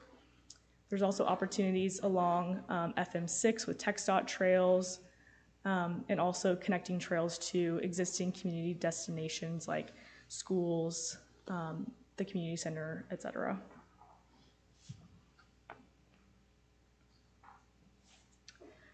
TPWD also requires an implementation plan as part of the plan. So this looked at prioritized action items. So this will help guide timing and the development of the plan. And then the key, so it includes priorities, the costs, time frame ranges, who is the responsible parties, and the partnerships. Next slide, please. These are 2 examples that are found within the report that show the specific action item, the action type that it is, what the timeline for implementing it is, as well as the cost, who the responsible parties are, and then who are some partners to collaborate with. In addition to the implementation matrix, the specific investment projects were split out into their own table. So this shows the types of investment projects, as well as their estimated cost and their priorities based on community priorities. So finally, we are seeking adoption from City Council tonight. And with that, we are open to questions and comments. Go ahead, counsel. Yeah, just one general question. If from listening, and I've read through the stuff earlier today, if the city of Josephine only looks at our parks and trails that we have within the city limits, we're under a massive deficit, correct? So if it wasn't for our neighbors with the muds, we would look really, really horrible. Is that a fair assessment? I would say yes, there's a pretty significant deficit within the city limits at this time. And I have a couple questions. Were you advised to strictly work on Josephine, or did you work with Calhoun County at all? We were scoped to specifically work with Josephine, but we Okay. did look at, for trails, for example, the potential partnerships we might have for trail and regional trail connections.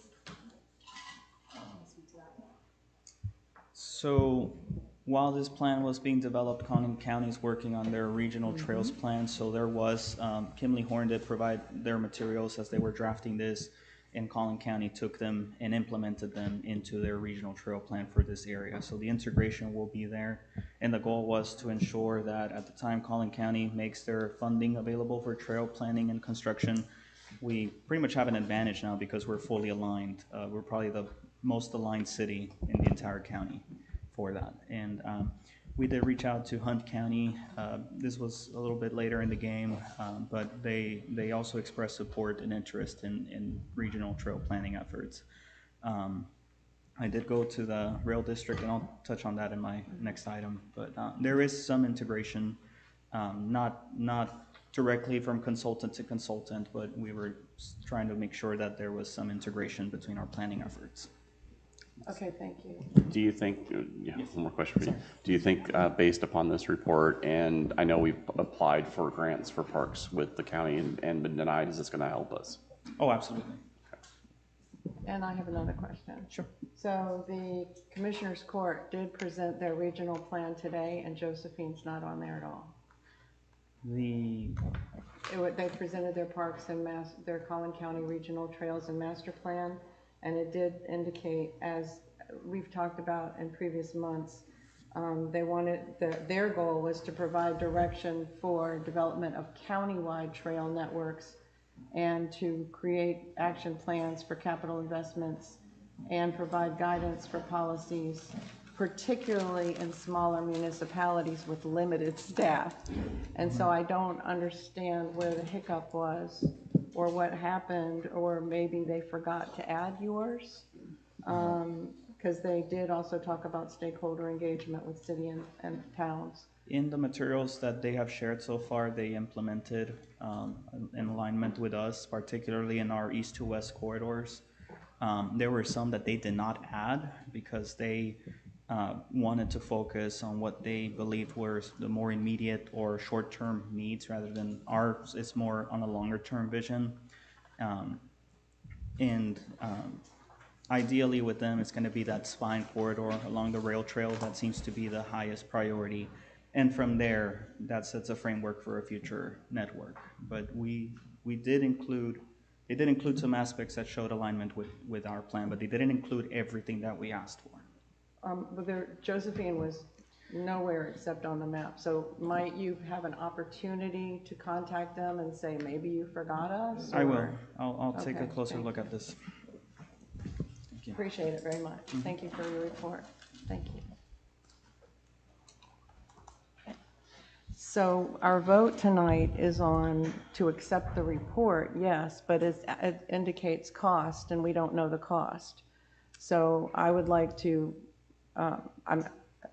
entertain or get some guidance on what you want us to vote on, because it asks about cost, and we don't have an indication of cost. We're not necessarily voting on cost, though. We're just voting. It was the last slide that says cost high. Yeah, cost but medium. there's no cost. We're just Exactly. voting on The report. the report. Okay, perfect. Thank you so much. Just the plan, so any future things that you decide to do in this plan or anything else that you might want to add over the years, you consider those individually. We bring them before you at budget time, and you give us direction as we go. So we're not going to plan out specifically that we're going to do any particular item in any particular time, just the overall plan for itself, and then we'll prioritize, and you'll guide us as we go. Thank you. Anybody else any questions for him? Thank you. All right, council, we need a motion.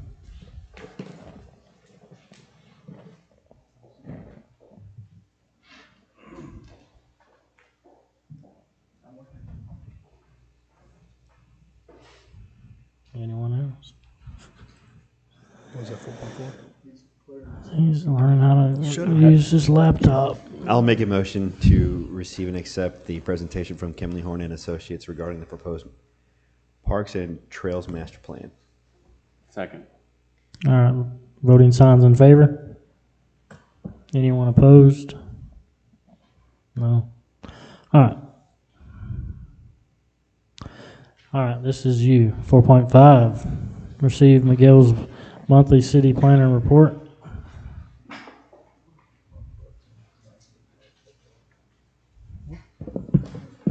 Well, Mayor, members of the City Council, Miguel Inclán for the record. So it was a pretty active month.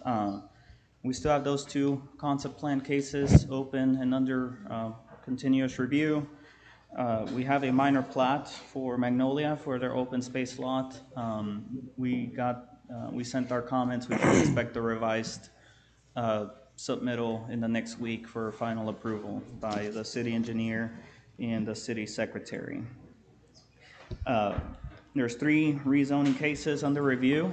2 on FM, actually all of them are along FM6. To rezone from single-family residential to commercial. You'll be seeing those hopefully next month. The handout that I provided is for my item number 4. Okay. All right. We received an inquiry from a consulting engineer representing a potential development that lies within our ETJ that also falls partially within the City of Nevada ETJ. And they were wondering if the city would be interested in relinquishing plat jurisdiction so that they can only go through one city. There is no framework to do that at the moment. So, and my request really is to receive direction from you all. Is there an interest to establish that framework so that this or any other project in the future where the city may find that it is in the best interest to relinquish that jurisdiction to a neighboring city? Do y'all want me to work on an ordinance to bring that to y'all? Yes. Okay, I'll take care of that. And again, we're not authorizing any plat relinquishing at this moment. It's just to establish that framework, and then individual cases will be brought up to council for approval. Okay. I would assume that would be if we have the lesser of the majority Well, of the in this property in instance, that. we have the majority, as you can see in that handout. However, this was something that the city relinquished the water services, so the water service will be exclusively through the Nevada Special Utility District. So we've already relinquished something to it then, so it would make sense to do it all. Yes, this would do this would be the plat. In this instance, if we're found to not serve them at all, I mean, I really don't see what the city would gain. Well, that's why it'd be good for you to draw something up, and council can look at it and make adjustments to it, and then try to put something, an ordinance or whatever, to where in the future we case by case. Will do. Is this a confidential discussion? I mean, I don't know why the names aren't there. Not necessarily. It was just an informal inquiry. There is no formal application at the moment. So this was just to establish the framework. I'll bring the formal request. If they decide to move forward with that request, we'll bring both items together next month. I'm assuming this one's the one We'll that's have to probably pursue down the legal aspect of it too, as far as can we do that by interlocal agreement or not, because I haven't heard of one between city and city. We do have an agreement between the county and the city. So we'll kind of have to do a little investigative work to see legally what we can do as well. I think the other items were not much changes from the last month. On the subject of the food trucks, I wanted to touch on that a little bit because there is a request for a farmer's market. There's an individual who wants to establish a farmer's market in our city park. And I would like to request direction if the council is interested in establishing a relationship with this entity. I will clarify that it is a for-profit entity so that we can establish formal negotiations and then bring something to y'all for approval. And the reason I ask is because the furniture and shading structures that could be chosen for the food truck, we have an interest in maybe bringing something that could be multi-purpose and used for not just the food truck at night, but also for the farmer's market on weekends. I'm assuming they're going to be paying city taxes. Those details will be arranged, and yeah, those things would be hammered out at that time to make sure the city obtains what needs to happen. And the different furniture and awnings will match? Yes. We wouldn't have, okay. Yeah, I mean, it would have to be something that matches.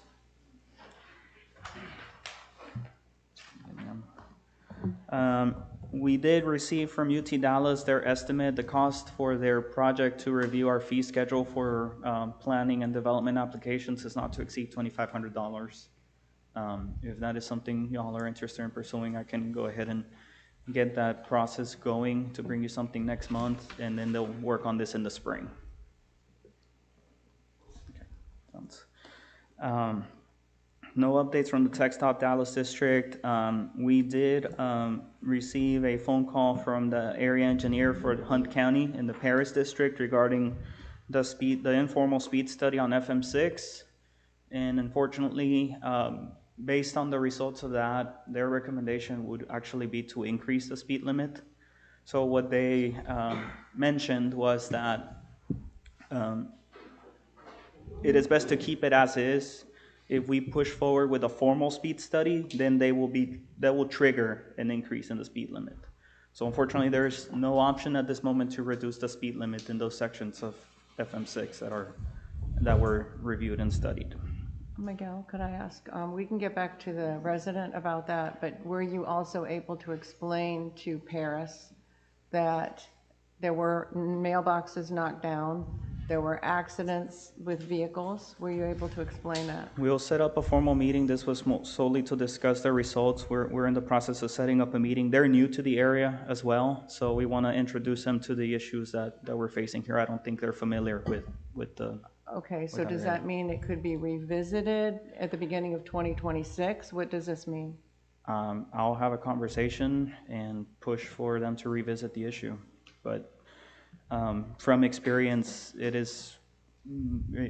tends to be difficult to ask them to reduce speed limit. They solely rely on their speed study and their policies. And it would be difficult to...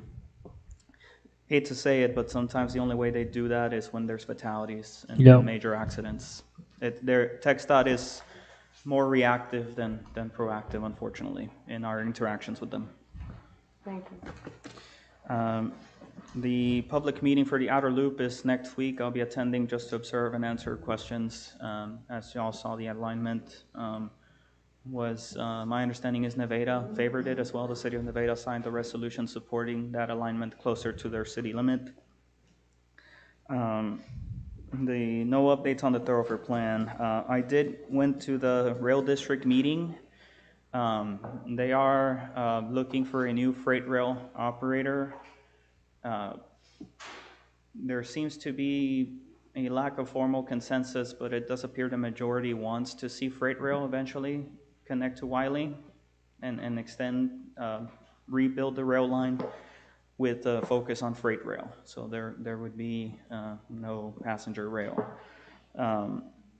We are going to have discussions with them to talk about connections, because now that the outer loop alignment has been finalized, we already have interest from developers that want to develop in that area around FM6 and the future interchange with the outer loop. And the lack of certainty with the rail line is becoming somewhat of a hindrance. And we want to make sure that those developments can happen, and potentially our hope would be for them to annex into the city so we can receive property and sales tax benefits.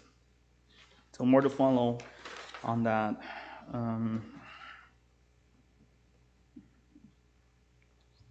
And we'll be bringing future land use plan changes as well for along the area in the outer loop. We met with Hunt County. They're pretty much overwhelmed with development on their side of the area. We will be in much closer collaboration moving forward because we anticipate significant residential growth in that area. So we want to make sure that they're prepared to handle, particularly in terms of thoroughfares and roads. UT Dallas is still working on our aerial map. We'll be meeting with, I already met with them. I'm making revisions to their map, and we hope to have that within the next month. And I'm working with the Collin County Dispatch on the mapping out for calls. So they're already pretty much working on it. So we'll just align efforts, and they already were ahead of me, so they might take the lead moving forward, but they'll be getting input from our department, from planning and police moving forward. Is there anything in my report? Any questions?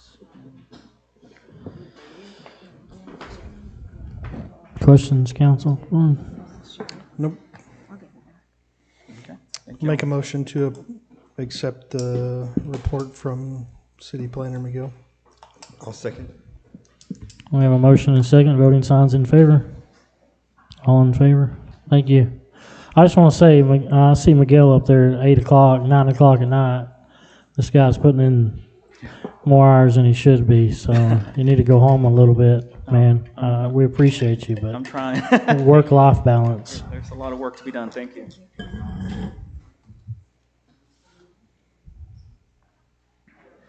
All right. So item 4.6, this time we will open a public hearing at 7:50 p.m. This is case number Z25-001, 126 Main Street. Do you have anybody here to speak? Is that why you showed up? No?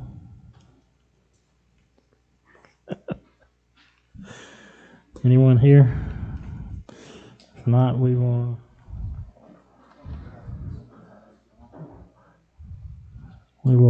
close the public hearing. We will close the public hearing at 7:50 p.m. This time we will open it up for discussion. Mayor, members of the City Council, my apologies. I totally forgot I was next. The item is for a property across the street where to sign this out. The developer or the property owner has a large portion in the back as well that he's trying to rezone to commercial. There is an interest potentially in a commercial developer assembling all of the tracks here on this corner to bring in potentially larger, more significant retail development. P&Z had no comments. There was nobody to speak for or against the P&Z either. And we recommend approval. Council, questions and discussion?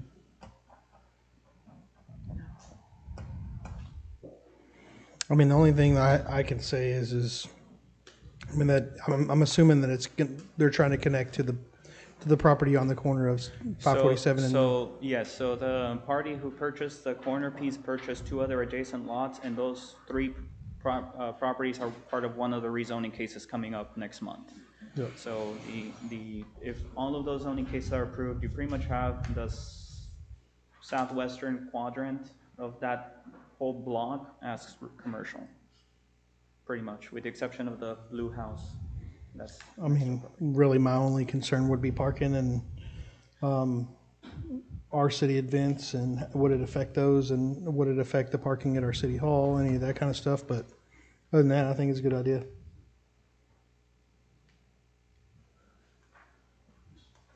All right, we're looking for a motion. One way or the other. I'll make a motion to adopt ordinance to amend the zoning ordinance and zoning map of the city of Josephine, approximately 1.35 those acres of land located at 126 Main Street to be zoned C, general commercial business other than retail.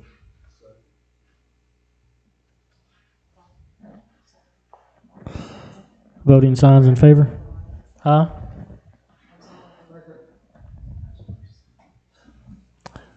Brad seconded. Voting signs in favor? Voting signs opposed? It's amazing. All right. Next item, 4.7 is open a public hearing for open the public hearing 7:53 p.m. This is case number CA 25-0002-B. This public hearing, this is a conduct a public hearing and consider testimony on a city-initiated amendment to the Code of Ordinances, Chapter 14A, Section 36, changes and amendments to all zoning ordinance and districts and administrative procedures to repeal subsection 36.5.2, which requires a 3/4 majority of the City Council to overrule a recommendation by the Planning and Zoning Commission that a proposed change to a regulation or boundary be denied. Anyone speak on this?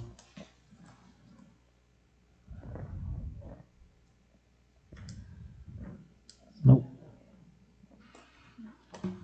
All right. We will close the public hearing at 7:54 p.m.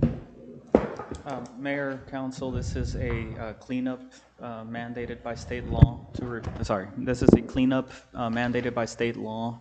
All other instances spelled out in state law where the council requires a supermajority are unaffected. This is solely in the case where P&Z recommends denial of a zoning change. Y'all just need a simple majority to overrule that. Council questions or for Miguel or discussion? I'll make a motion to adopt ordinance amending the Code of Ordinance, Chapter 14A, Section 36, changes and amendments to all zoning ordinances and districts and administrative procedures to repeal subsection 36.5.2. I'll second. All right, we have a second. Voting signs in favor? All in favor? Okay.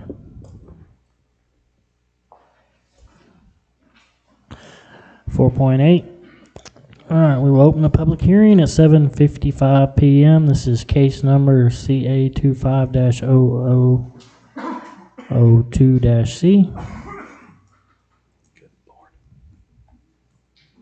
This is conduct a public hearing to consider testimony on a city-initiated amendment to the Code of Ordinances, Chapter 14A, Section 22, use under land and buildings to revise the permitted uses in multi-zoning categories and require specific use permits for certain uses in the C, general commercial business other than retail zoning district.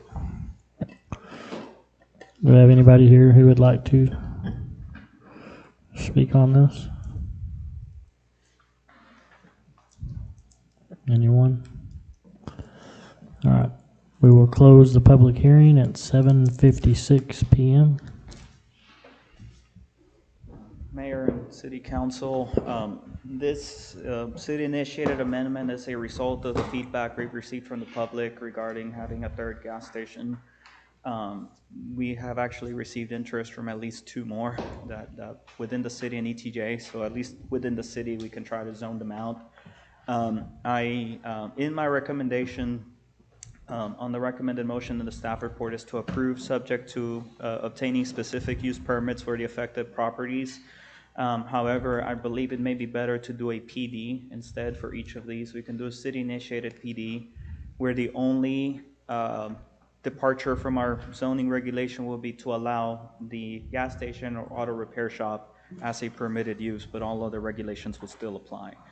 And the reason is that our current ordinance for non-conforming uses does not grant full protection to the existing business owner. So if this passes as is, as proposed originally, and say a tornado hits one of our gas stations or the mechanic shop and destroys it beyond 60% of the reasonable value, they cannot rebuild if the zoning change passes. So We want to protect our existing established business owners, as well as the Exxon Sonic that's under review because they're vested, as they submitted a site plan before this ordinance amendment came in. So I respectfully request approval with the condition that we bring back PDs, or you could also continue the public hearing and table the item to the next month. I do have one question. On the table that you listed, I appreciate the highlights in yellow for special permit. Now, car wash is listed. We are the only city in this area that has had continual restrictions of water since the spring. And so is it possible to remove car wash? Because previously we had a public hearing where citizens came across from Sebastian and asked that no car wash go there because of our restrictions on water. Is it possible to take that out? I may have to do it as a separate zoning case and re-advertise the change, but yeah, we could look into that change as well. Although I don't want a car wash, but I'm not aware it's of in the, here, so. what are the restrictions on the water? I'm unaware of. I'm on level 2. I don't know about you.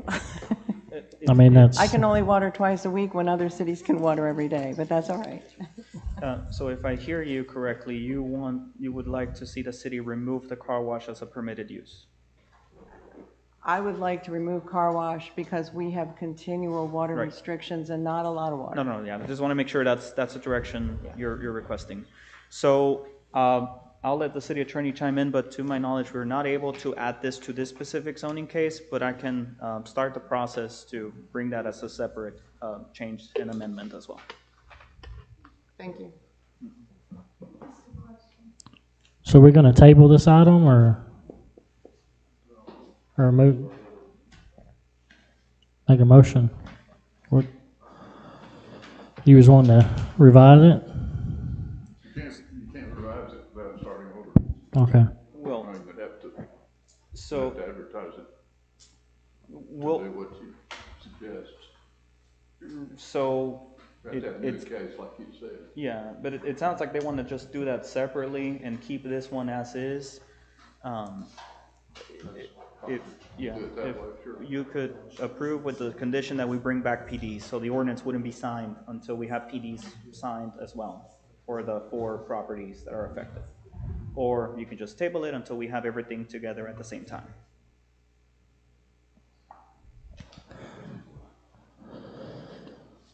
It ain't gonna matter. We're not gonna sign it either way. Yeah, Until, table it till next month. yeah. But I don't think you can just table it to next month. It's gotta be started over, correct? No. If you want to add it to this particular ordinance, you'll have to start over because. If you're gonna add to this particular ordinance, you have to start over. Or you can pass this and then bring another one back to eliminate the car wash.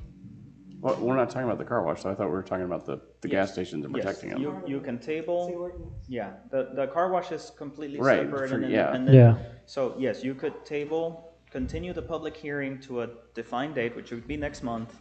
That way I don't have to re-advertise on the newspaper, and that's another cost to the city. So, you met your advertising obligation by hosting the public hearing tonight. So you can continue the public hearing and table the item to the next month, and nothing changes. It's got to go back through P&Z. If it's The tabled? car wash idea. No. The car wash. The car wash is Yeah. tabled. We're not discussing that tonight. We're only talking about this ordinance. We're Yeah, not talking just- about the car just wash. this- You've got people that want this use No. right now. Man, we're not gonna take it. You're wanting it The to stay gas out of station? the city. Oh. That's a separate issue. You're trying to. Right? But it wouldn't take effect I'm- until we have just making PDs sure. to protect the non-conforming uses. I don't think, well, SUP's gonna do the same thing. Right. You don't have to back up and redo the ordinance just to. No, we're not. I don't think anybody has. Yeah, no, I understand what you're saying. I request that you approve it subject to PDs or SUPs for the affected properties. Can you say that again, so everybody, please? I recommend approval of this ordinance as presented, subject to the staff initiating for plan development or specific use permit applications for the affected properties. With the car wash As as a separate. Correct. Coming back. That's not what this ordinance says, though. No, you missed. So just adopt it as it is what you're saying? No. Adopt it with what? My recommended motion and requested motion would be to adopt this ordinance as presented, subject to the condition that SUPs or PDs be brought forward for approval by the P&Z and City Council for the 4 affected properties. PDs. I didn't understand that, I'm sorry. I was trying to write it down. Okay. SUPs or PDs or what? For the affected properties. So just one question. So why would we have to do that? Shouldn't they be grandfathered in under the old ordinance? Why would we have to bring them in as a special PD? Because the current ordinance that quote-unquote grandfathers them in doesn't protect them from full destruction. So if let's say this is approved as presented, a tornado hits the shell tonight, they can't rebuild tomorrow. Like they're done. So our interest was preserving those property rights for the existing and that one that's already vested by law. But the council could approve the ordinance as presented without that protection. My recommendation was to have a tool, whether it's a PD or SUP, to protect those property owners. The current ones that we currently have. Yes. All right. I'll let the city. Now, the way it's written would move these uses into a specific use permit category. If they can already do a PD to get around this destruction problem, we don't need to amend the ordinance at all in that regard. And you can't do it with this ordinance because that's not what P&Z recommended or what you advertised. So you either take this one or not. As it's advertised. As it's on your agenda. Correct. Can't be no adjustments, nothing. You can't add conditions to it. Yeah. So we're gonna have to re-advertise no matter what. Well, only if they can't already do it by PD. So you're saying that they still can come back with a PD if something happens, as he's saying, and these uses, you're gonna have, I think, at least 2 businesses that will be non-conforming, which means if the property is destroyed, as Miguel has clearly pointed out, they can't rebuild it at all. And if it's less than 60%, the council can permit it to be rebuilt. The way for them to get around that is to rezone it for an SUP under this ordinance. If you wanted to also include putting that in under the PD section in here, you'll have to start over again because that wasn't what was presented or advertised or approved by P&Z. It's not on your agenda that way. So can't add wrinkles to it. I think we should just start all over altogether and change what we want to change.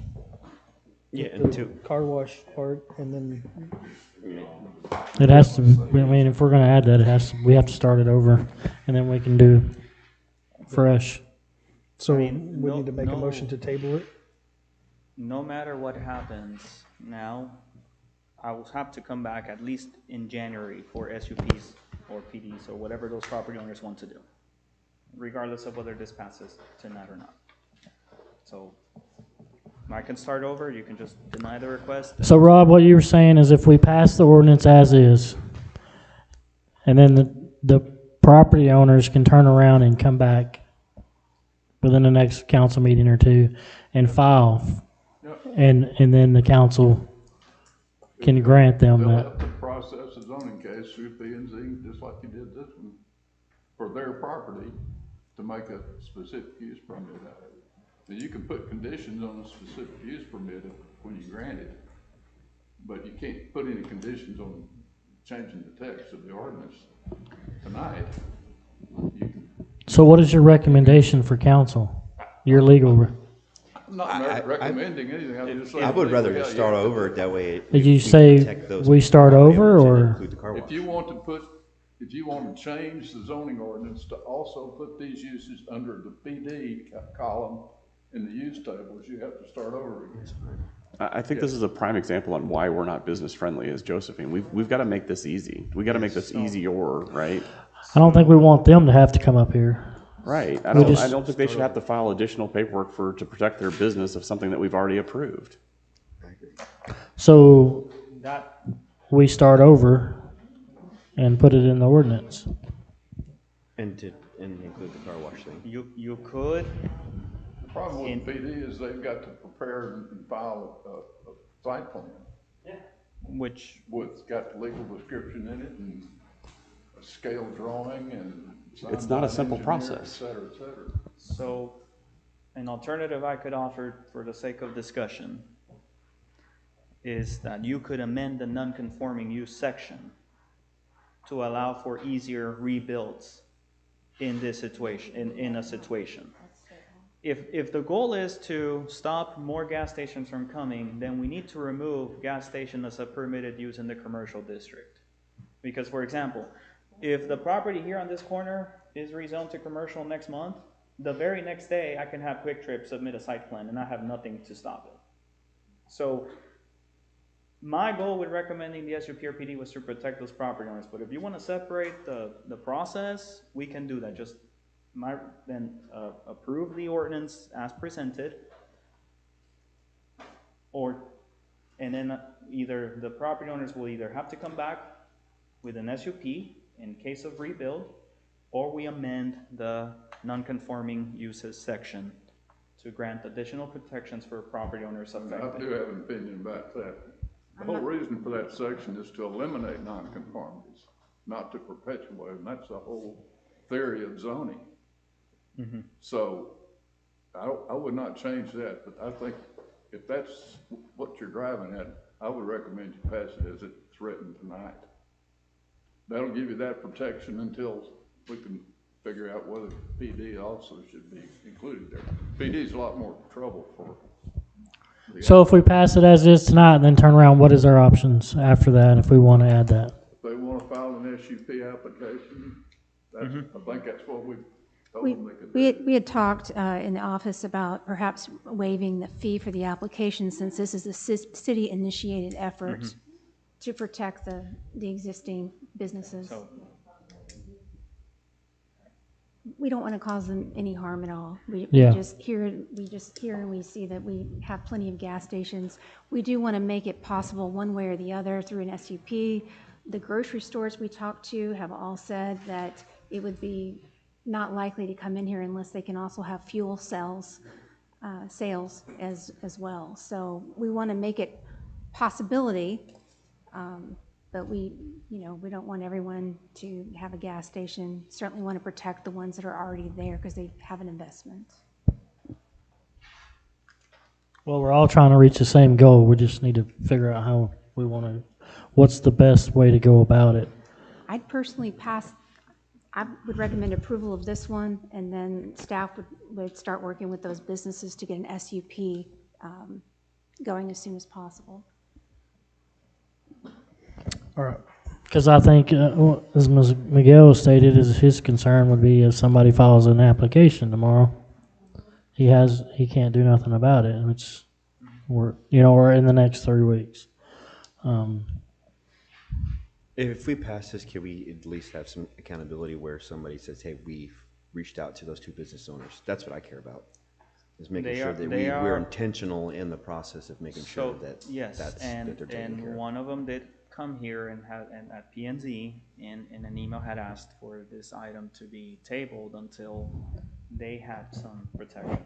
But in this, what I wrote in my recommendation in the report was to delay this so that I can bring concurrent separate applications so that everything could be approved at the same time in January.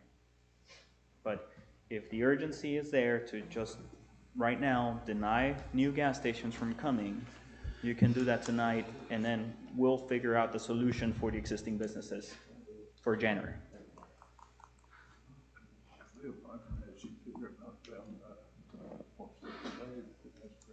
So do we have, hypothetically or in discussion, Has there been a grocery store with a gas station that has approached you and said they want to come here? And I'm not talking about Quick Trip and Bread, I'm talking about. They don't want their name put out there. I didn't ask for a name, I just asked for the entity. Our department talks with multiple prospects. I will say that retail trends have shown that almost every grocery store now has a gas station component, which is why my recommendation was to keep, have that used as an SUP so that council could grant it at that time. But you don't have one approved, so one has not approached us yet. We have discussions with various businesses all the time. We just don't have anything, nothing official as far as applications moving forward. Have we had a sit-down meeting with one? We don't announce have we? them because those things are competitive, so we don't put. They just names don't out want their name put in the public, correct? To answer the question, there are prospects. Yeah. That's all I can share. We have a lot, for everything that gets on the P&Z And they- agenda or the council agenda, we have a lot of meetings before that, before it ever reaches a public meeting. In a hypothetical situation, if you're asking, is this a deal breaker for a grocery store? Mm-hmm. It sounds like that's what you're asking. Probably, but again, that is why we keep the SUP, to allow council and staff the ability to entice them and say, look, there is an opportunity for you to have a gas station if you need one. But we don't want to just open the door. But we'd have to, under what you're saying though, they'd have to do the same thing as do a PD to come in, so they're protected if something happens to store and manage, so they can rebuild their gas station. Or an SUP, either way. Yeah. So I mean, it's either that or you just leave the door open for gas stations to come all, do whatever, anybody to do whatever. I mean, for a business to file in the PD or whatever, that's, these big corporations, that's nothing for them. I honestly think that if a grocery store were to come here and they wanted a gas station, they'd be willing to do a little bit extra just to get that, just to come here. I'm just looking at the west side of Josephine. When the outer loop gets put in, they're going to want to put a gas station there. So right now, most of that is in ETJ, so this would be a moot argument. However, I guess the interest from the city would be to entice them to annex, and the way to do that would be probably a PD to grant them flexibility from our current codes. Yeah. And that would include a portion that would allow the gas station by right. Okay, so now I'm going to ask a procedural question, and I'm sorry to slow us down here. There are many situations where committees will say, I'll make an appointment with you later, I'll put it on the agenda later, which could be 30 days from now if we can revisit this, but it's going to take longer than that? Is that what you're going to say?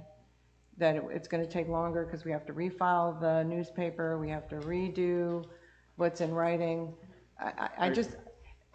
There are people who come to organizations and say, I want to do X.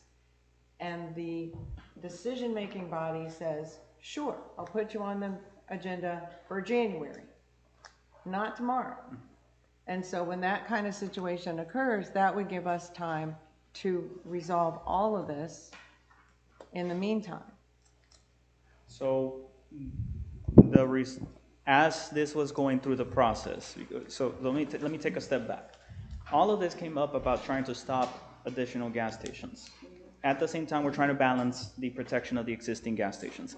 When this ordinance went to P&Z, this case went to P&Z, and before that, as I was preparing my report, I was looking at the non-conforming uses section. I asked the city attorney for clarification because the text was somewhat vague at first. After clarification from the city attorney, it became apparent that if the ordinance passes as is right now, that clause doesn't protect them at 100%. So, to answer your other question, so let's say you pass this tonight, and let's say the Shell gas station says, well, I want an SUP. They can come in tomorrow, or we can start the application. That's irrelevant. I would have to advertise for P&Z and council for December and January. And that application would come to y'all at the very earliest in January. But until that happens, until y'all approve an SUP, if this passes, those businesses are unprotected.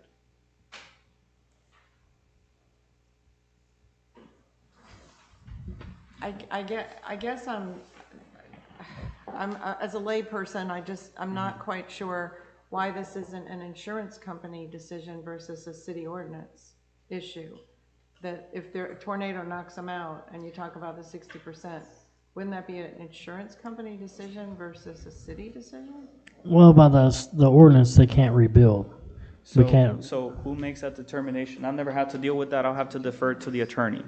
As the attorney mentioned, the purpose of the non-conforming uses section is to eventually, right, as these uses fade, you don't bring them back. Mm-hmm. So it's to protect the city from an undesired use that's already there, but you know you don't want, and you don't want it to come back in the future. So if a tornado hits the gas station under this ordinance, they can't rebuild. Well, they can if they just come back to us. They and can right say- now if they Yeah. put an SUP or whatever. Yeah. Right, But that's basically what the ordinance is. Well, I guess this is where if they, I mean, I'm just thinking of Willard's when it got hit, right? I mean, that building sat there vacant forever before they finally started doing anything with it, and it's still kind of mixed use. Well, that's right? because Willard took the money and left. Well, I and mean, it's went to still, Oklahoma. but that's the whole thing. I mean, if something hits and takes out the Shell station and they just said, okay, I'm done, I'm out, see ya. We don't want them to have someone come in and rehab that back to another gas station. I mean, That's they would not still what come that's through. not what we're saying. Right. The That's what- ordinance. yeah. That's why we would have to have the owner come in and do or we would have to file it for them. It'd have to come back to council. That way, if something like that happened, it's already in there with the SUP or whatever. There But is there's no reason they couldn't come back to us at a special permit at that point of the disaster and say, hey, I want to put this in again, and why? No, that's a separate. No, it's commercial property, right? It's commercial property under a special use, right? But if, I guess hypothetically, let's just use the Shell as an example, right? So the non-conforming use has a 6-month abandonment clause, right? So let's say a tornado hits. If they don't do anything with that building within 6 months, it's considered an abandoned use and it can no longer be rebuilt. Okay. Regardless of how the But then the percentage- next landowner that comes in, what can they do with the property? They can't build a gas station there? If this is passed, they wouldn't be able to. Why? Because then you would be removing it as a permitted use. They would have to come to you for an SUP. Correct. They could come back. Yeah, but can the come new back. owner But could they come can't back just with come an in and SUP. say, I'm building a Exxon. You know? Right, I understand that, but they can come back and do a special use permit to Correct. do it. Yes. Correct. That's what this whole. So there is a path for them to rebuild a gas station on that Correct. lot. Yes. Yeah. But they just have to file an application. We just don't have the SUP in place right now, so we'd have to get those business owners to apply, and I think we could waive it since it's self-initiated. We're dealing with a lot of hypotheticals right now. That's my problem. Because Yeah. right now, there's an inherent risk if something devastating Well, that's what would we've been happen to talking it. about the whole Well, no, time. I know, but that's why I'm trying to understand. I don't see the problem with the way it's written. As stated, we do have The thing four that they were businesses. talking about was we want to put this in place to eliminate Future. And like right now, say Quick Trip comes in And and being- says, we want to buy this corner. And- But right. also, they're looking out for the current business owners. Being good partners within That's the what businesses. they're Totally looking out understand for that. them and saying, and that's why they talk to the business owners and they're like, hey, if something happens, I can't rebuild. So us as a do our city current wanting guy- to be pro-business and not against business, But then we should in be. 10 years from now, you got a different council. That business owner's looking at, well, 10 years or maybe a different council. They may not want me here. So let me finish my So- thought. So the four that are there now, I don't have a problem with the way this is written, going back to those four owners and basically saying, hey, we impose this on you, and this is where we, from That's the what they're lawyer's talking about doing. perspective, can the city waive can we decide right now tonight to waive all fees and push that paperwork through? Or does it have to be another agenda item? That will be part of the application. Yeah. When we bring the application, that could be a request. Yeah.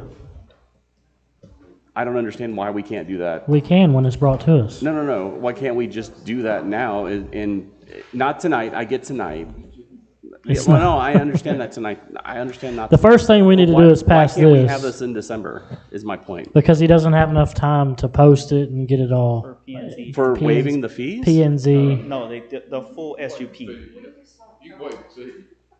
Yeah, we can waive the fee, but we're That's talking what I'm about. saying. We got to make it easy on the business owners. That's my point. I don't want any undue stress or harm on the business owners. Just like cities are allowed to do city-initiated requests. Yeah. So we could initiate SUPs on behalf of those property owners as long as they sign a letter saying I can represent their interest in applying for the SUP, then I can submit the application and there shouldn't be a fee charged. Yeah. It's a city-initiated request.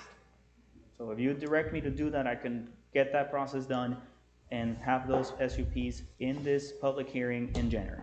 Do you have any concerns, Pam?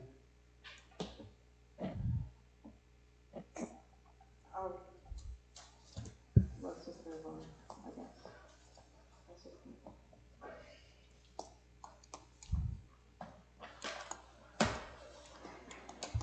We can also in the future make car washes SUP as well.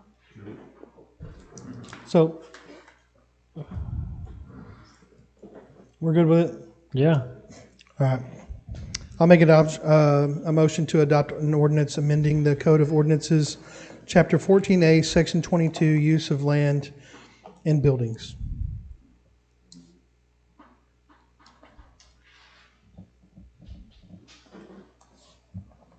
We have a second?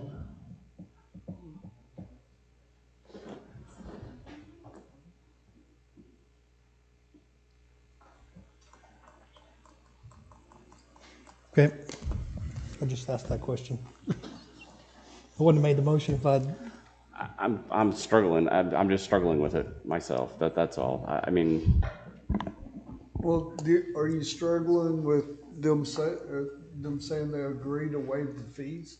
Is that the only thing stopping you is the fees? well, the problem is we can say that tonight, but we don't know what the next council's going to do. But we That's can my put that on concern. our future agenda if we want. Yeah. We're talking about the next 30 days. It doesn't matter if it's city initiated, then, Yeah, it's got to be it's got to be on an agenda item. no, what I'm talking about is Well, fees. how about this? I'm talking about at the end of fees. this meeting, we can put something on the agenda with 4 people's votes. Do you want to do that? If we can all agree to do that now, then we can go ahead and pass this ordinance. That or we can shoot it, I'll shoot it take back my down. ordinance and shoot it down. I don't care. If that's what everybody wants, I'm just trying to get past it. We need to pass it and get over the fees somehow.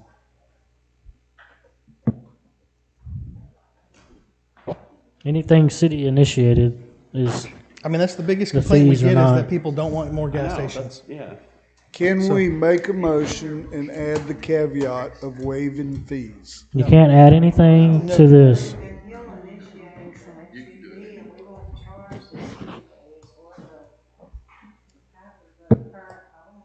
Like I said, we can add that to the They still agenda. have to go through and get approved by the city council, though, right? And the P&Z. They do, but we can do all of the work for them. All we need is their approval to apply for the SUP on their behalf. So you think it count the, Which, for example, the Shell already expressed an interest in allowing me to do that. so you think the council would turn that down for the current I business? have no idea what the next council's going to do. I don't know what they're going to do. The other It would- option is just to it would make postpone this. no- We'll start I don't- over. You gotta give them a little credit. It wouldn't make any sense to turn it down. I mean, it's, Really? Yeah. Are you kidding? I say table it. This is an easy decision. I'll make a motion to table this till the next council meeting. I'll second. voting signs in favor? So that'd be to continue the public hearing. Yeah. To, what date? Do we have to set the next meeting date? You can, Well, someday. The next, Whenever you want. the next regular meeting. The next Next regular meetings? So, Let's put a date on it, December the 8th. December the 8th. who made the motion? I did. Continue the public hearing until Mhm. December the 8th. I'll make a motion to table this and continue the public hearing till December 8th. Oh, yeah, Second. no.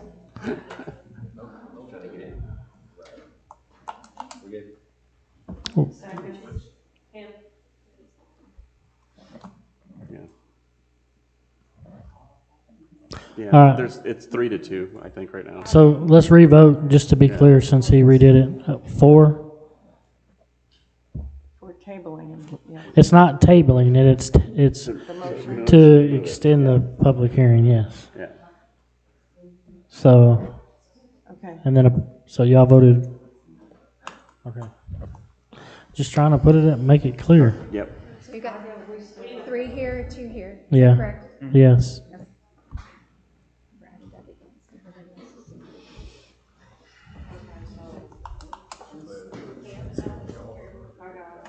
Yeah. 4.9.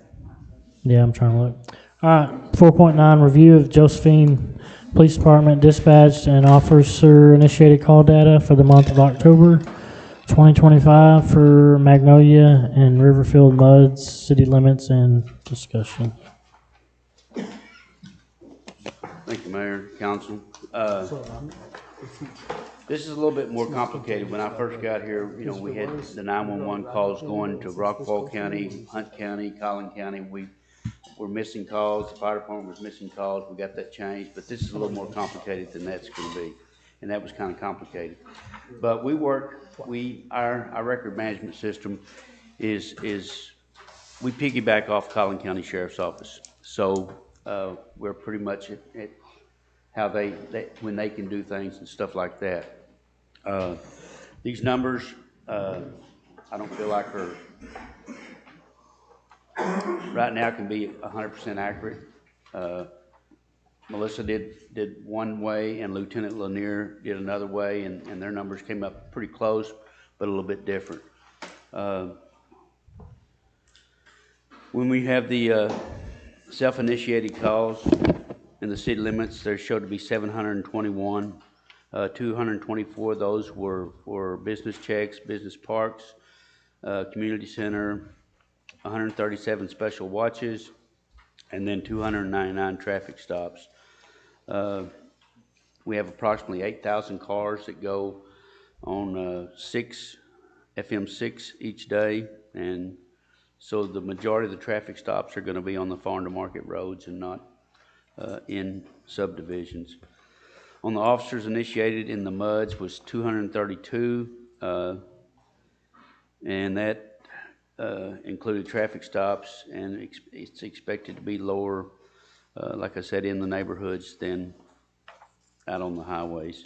For emergency calls, and this is kind of where it kind of gets a little bit where it's different. Some of these emergency calls are officers initiated. So if an officer, you know, gets a call in the lobby here, it wouldn't be coming in as a 911 call. It would only show as an officer initiated. If an officer was driving a neighborhood and someone stopped him to report a crime, that's not going to be coming in on 911. So on Lieutenant Lanier's on emergency calls, he showed that all of the MUDs with 106 emergency calls was 61% of our calls that we take. And the city limits was 67 emergency calls for the month of October, which was 38%. And cited by the Central America Progress Study, it shows that all 911 calls consume 50 to 60% more time than other calls, because there's usually follow-up and investigations and stuff like that. On Melissa's, that was Lieutenant Lanier's numbers, the 61 and 38. On Melissa's on emergency calls, she showed the city limits had 34% at 67 calls for the month of October, and 54% for the MUDs. And this was very time consuming on both of their parts to get these numbers. Collin County has been working on a grid system for us. And when I asked them, when Alex had asked that we create a deal for the neighborhood watches and for Magnolia and Waverly, I thought that would be pretty simple for Collin County just to create that. And they're saying that they have to go in manually and put all these grids into that whole subdivision, and before they can do that. And so they said it was just for the Magnolia, and let's see here, for them to add grids for Magnolia and Waverly, it took 32 hours with somebody with the sheriff's office to do that. So I know that there's other software out there. Me and Lisa's talked about other software. besides this to where we can get more accurate stuff. But when these grids do all get in place, then we would be able to tell you how many calls are in High Meadow, how many calls are in Fountain View, how many calls are in Magnolia or Waverly or anything. And they are working on it. So far, they've told me they've entered the city of Josephine, Magnolia, Liberty Ranch, Murray Manor Estates, Waverly Estates, Fountain View, and Cotton Belt Estates, which I didn't even know we had a Cotton Belt Estates, but I think it's over here off of Hubbard and Cotton Circle. The other, like I said, the other companies that we could go with, I talked to Roy City, and they have a program where they can just market out what areas they want to see what kind of calls they're getting. But it's through Tyler Technology, but like anything else, if we go to another, it's going to be, to implement it, it's going to be very time consuming, but there's no quick fix to get really accurate numbers, in my opinion. I have a question, Chief, if you don't mind. The S-Watch, is that, I'm assuming is that a self-initiated call for service? That's probably a special watch for, like, it might have been someone had a domestic or something like that, and they wanted us to watch their house for a couple of weeks or something like that. And is it I'm assuming that would the officer just self-initiate that, like go on whatever RMS system they have, whether their MDT that's in their card, and say, hey, I'm going to create a call, and and do that, and then Collin County Dispatch would see that, correct? Yes. Okay. Yeah, all of our calls, whether it's self-initiated or emergency calls, go through Collin County and to our MDC in the computers, and it's all tracked, and that's how we get our monthly stuff each month. So would the S-Watch be considered maybe kind of like I'm assuming it stands for security watch? Or? Well, there's several different watches. They have like a close watch. They have I think a house check. And in those, when an officer creates a call for service, can he just not put it like in the comments, or is there a box in there anywhere where he can just put where, let's say, when you create a call, you can have CAD notes. I would believe that the officer could implement. Yeah.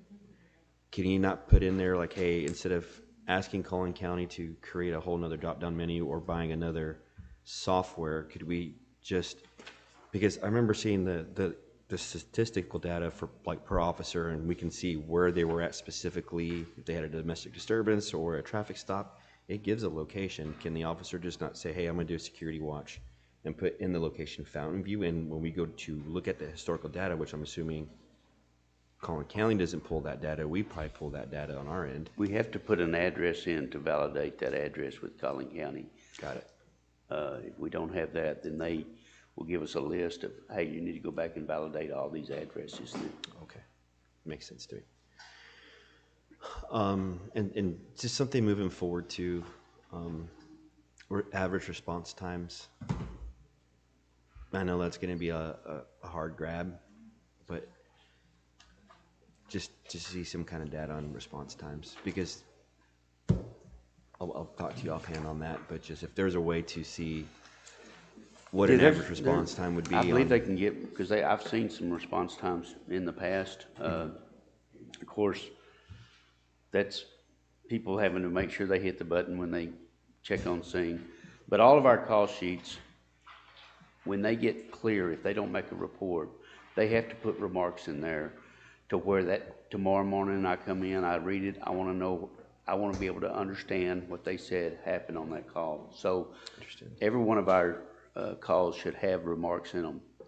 Awesome. Well, the goal of all this is just to show, when we ask our partners in the mud to say, hey, we're going to increase a certain fee, we got to have receipts. And I think this is a step towards just showing those receipts and transparency in what we do, and also to benefit both ends of this partnership to say, hey, we're averaging this response time, and Collin County is going to be the holder of all the facts, because all the calls get processed through them, and when they get initiated or dispatched, when same as fire or police, hey, engine one, whatever, you're going to this specific location. Hey, I copied that, and hey, I'm on scene. They start their size up or they arrive on scene. They've got to give a time when they're on scene.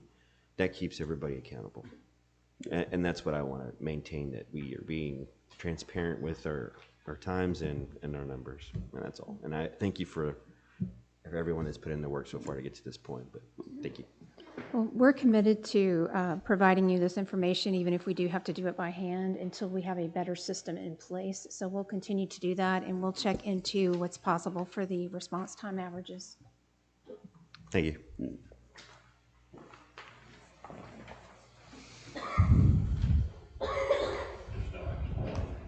No, there's no action on it. Okay, we're on item 4.10. This is review and discussion of a possible ordinance, another ordinance requiring all city employees, volunteers, and officials to disclose any potential conflicts of interest involving business or financial matters with the city.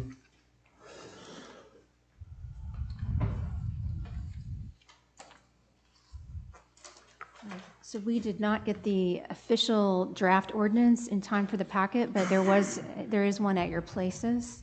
In each of your places, there's the ordinance that Rob created based on what Dr. Sardo was looking for. There may have been a couple of compromises there just due to maybe some inconsistencies with state law, but I think the gist of what she was looking for is in the draft ordinance that you have in front of you.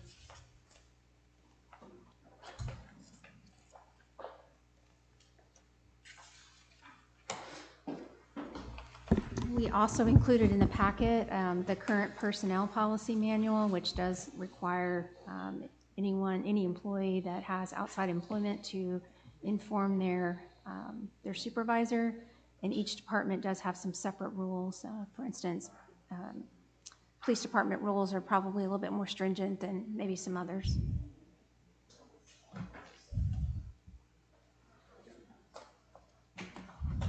I appreciate Attorney Dillard providing insight here, and I'd be willing to just move forward and move that we accept Attorney Dillard's version.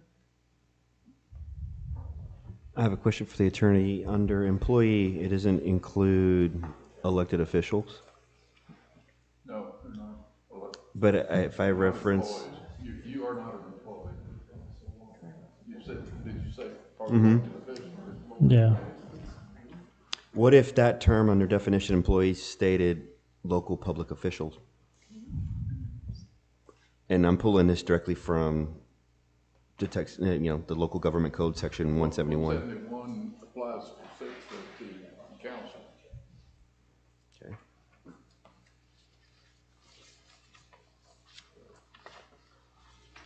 You see there's already a disclosure requirement in the state code for council members. Is this doubling up If on we a could, the requirement? whispering we're having a hard time hearing for getting the minutes down. If we could maybe stop with the outside whispering, if you don't mind, in the audience. Is this already covered anywhere, or is this not? We have it in our personnel. We don't have a disclosure that looks like Dr. Sardo's in our personnel file. We just you have to notify your immediate supervisor if there is a conflict as far as a financial interest. Our employees would fill one of those out on the state form. We have one to date that is on file. Maybe one that's relatively recent on file. Situation just hasn't come up. Right. In regards to this, I mean, I think some of the purpose of the verbiage, I think it's very, I just would like to see it rewritten a little bit better so it didn't look like we're making it look like we're going after our employees here. I kind of wrote my own version of a purpose. Again, I think it's just going to end up being more of a sit-down discussion type thing for everybody to kind of agree on this. I'm for what she's for, but I think there's just some things I would like to see added and removed to kind of benefit, I think, a little bit. Like, for instance, the ethics state, they have their own CIS and CIQ form, I think we should just adopt the states. It's, everybody uses it. Why not just keep in sync with everyone else?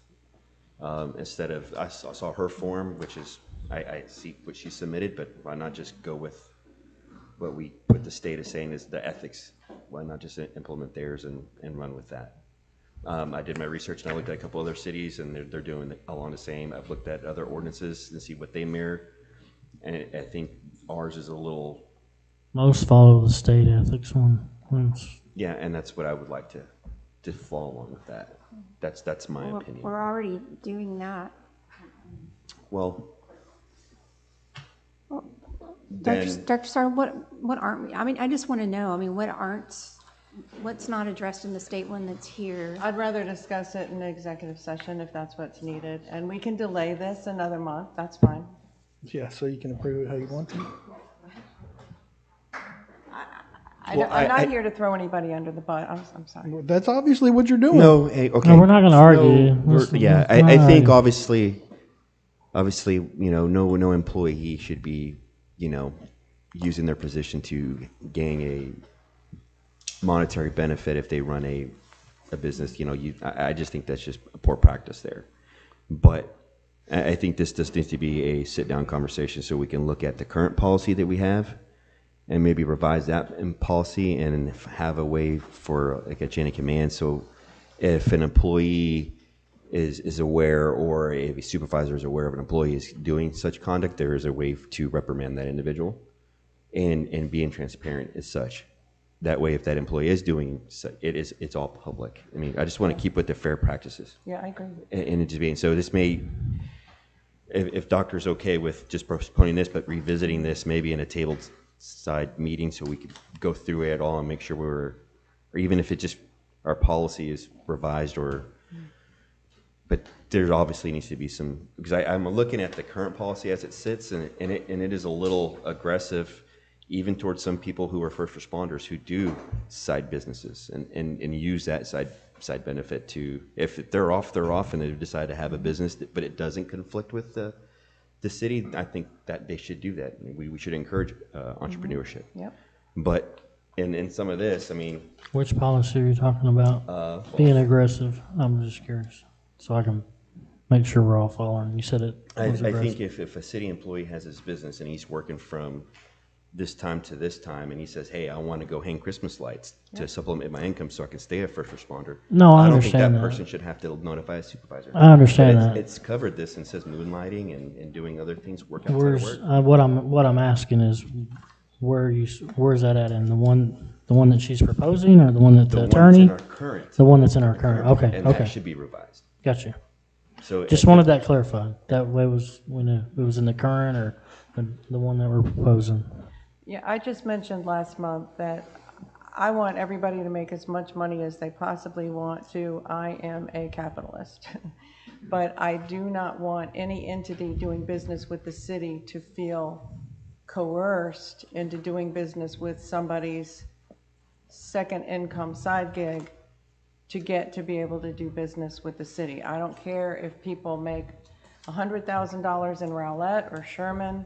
I just do not want an entity that comes to the city to feel forced to go through a second business to be able to do business with the city. That's my only request. So are we putting this one off and revisiting? Or? Do we table it, Rob? Are we not tabling it? Postpone to the future. Or we just push it to the future? Push it to I heard two different things. I heard we want to postpone this till the next city council meeting, but we also need an executive session to do a work session with this. So, which one are we wanting to do? I'm happy with either one.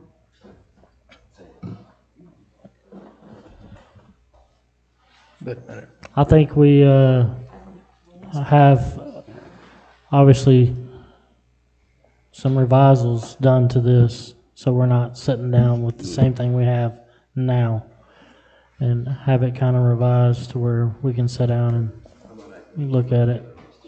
Yeah, I think that's subcommittee. Yeah. Happy to do that. Thank you. Are you satisfied with this being a policy update? Yeah, absolutely. I am flexible. flexible. All right, so Alex and I'll work offline and quickly or within a reasonable time and get something back to you. We'll have it done by the next agenda. Sure. Okay. So I'll make a motion to table this until the next city council meeting. To postpone it to the next city council meeting, Yes, yes. to postpone to the next city council meeting. Thank you very much. And I'll second that. All right, we have a second. Voting signs in favor. Voting signs opposed. All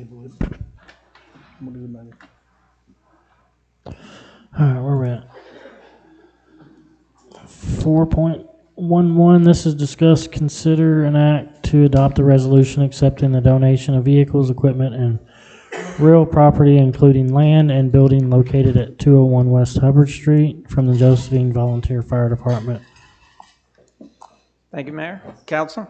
This is, I guess, a big step in the direction of bringing over the volunteer fire department under the city of Josephine. So worked with I want to give special thanks to the volunteer board and to Chief McCarty. We inventoried, this is all the major capital items that we will list as assets. There's a lot of little small items, we didn't bore you with those details. But this was, as you can see, we included the October minutes from the volunteer board meeting. All the assets were discussed. They voted to transfer, now presented to you as you can accept those. And this will be kind of the first major material step in converting the fire. Thank you and congratulations.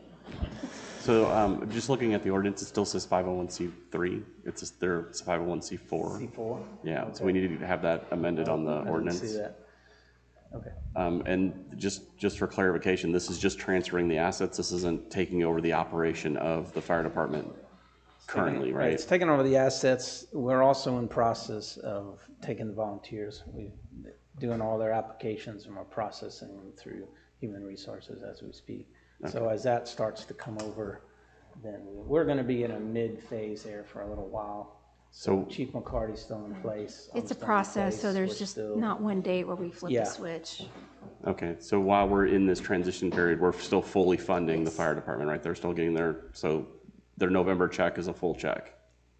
Actually, I They think got we a partial one, and we may end up adjusting that a little bit as Okay. needed. Until we actually get that date. We just don't have that target date of when we're saying the city's got all the bills, the fire department no longer has any, or the volunteer fire department no longer has bills.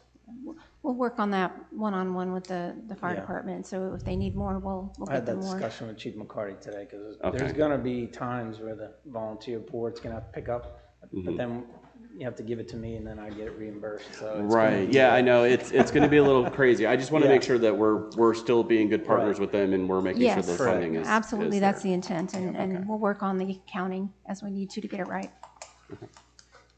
And thank you, I know that was a lot of work. I can tell you, these guys put in a ton of hours inventorying everything over in that station. It's been amazing. Our Not new only chief that, is- and yeah. that's really where I gotta give the Chief McCarty, because, to become compliant under the state, we had to get all the gear inspected, cleaned, repaired. We had to test all the hose, we had to test all the ladders, what else? We did a bunch of things. Yeah, this was a mammoth Chief McCarty did task. most of it. We would not be standing here, because I'm only here 30 days. And Yeah. Chief McCarty probably did 60 days worth of work in those 30 days, so it's fantastic. Yeah, so All right. huge thank you out to them. I don't have any other questions. I'll make a motion accepting the donation of vehicles, equipment, and real property, including land and building located at 201 West Hubbard Street from the Josephine Volunteer Fire Department. Second. We have a second. Voting signs in favor. All in favor. All right. Next item is yours too. 412, discuss, consider, and act to approve a service agreement between Fire Recovery USA LLC and the City of Josephine for billing services related to vehicle accidents and emergency incidents. Yeah, and this is a current contract that the volunteer fire department uses. It's pretty common amongst fire department. There are clauses within your insurance policy, the majority of the calls are accidents, and we can bill and recover some fees, kind of behind the scenes, I'll say.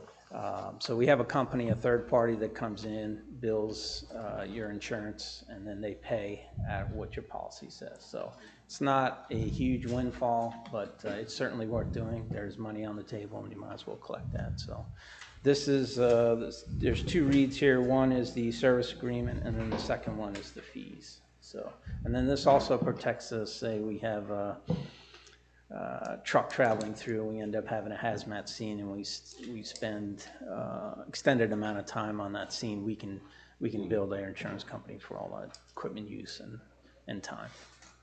And surprisingly enough, that's happened to our department, to the volunteer fire department. This is a really good service. I understand what they're doing. The only concern I have is are we going to set a policy up basically saying if the insurance company doesn't pay that we're not going to go after the Correct. We don't person? do any hard collections from anything. No, I know Yeah. you guys don't. I just want to Correct. understand what we're going to do from a city perspective. Yeah, and it says it in the agreement Okay. that they will not pursue without our permission. Okay. And then we can recall any kind of bill, I think, according to this agreement. It doesn't Okay. matter what it is, whether it's in collections or not. And then we don't bill individuals at all, so.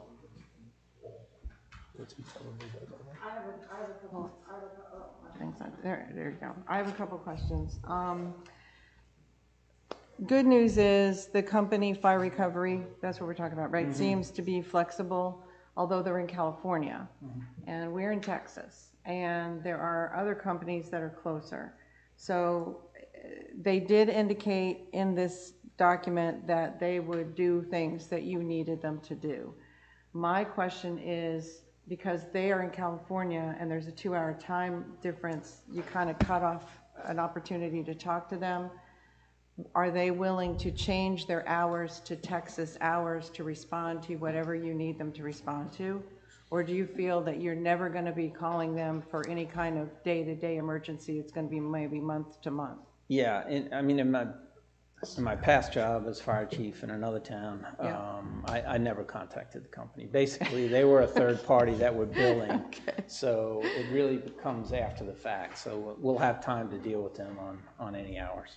Okay, and is the need for this company because it's so specialized and it wouldn't work for other employee, staff, workers' comp billing? Or it was just surprising that this is a very specific vendor for a Correct. very specific reason, not a Yeah, regular bill. I mean, eventually we can shop this out. We're not limited to that. I just wanted to keep the continuity of what we're doing. So Okay. they're just pieces I'm trying to transfer So over. we're using them now? Correct. Oh, I didn't know that. That's Okay, correct, thank you. yes. Okay, my next question is, the city will receive 78% after credit card fees. That's right. Can you negotiate that to 3%? I mean, 78% with a 4% credit card fee keep.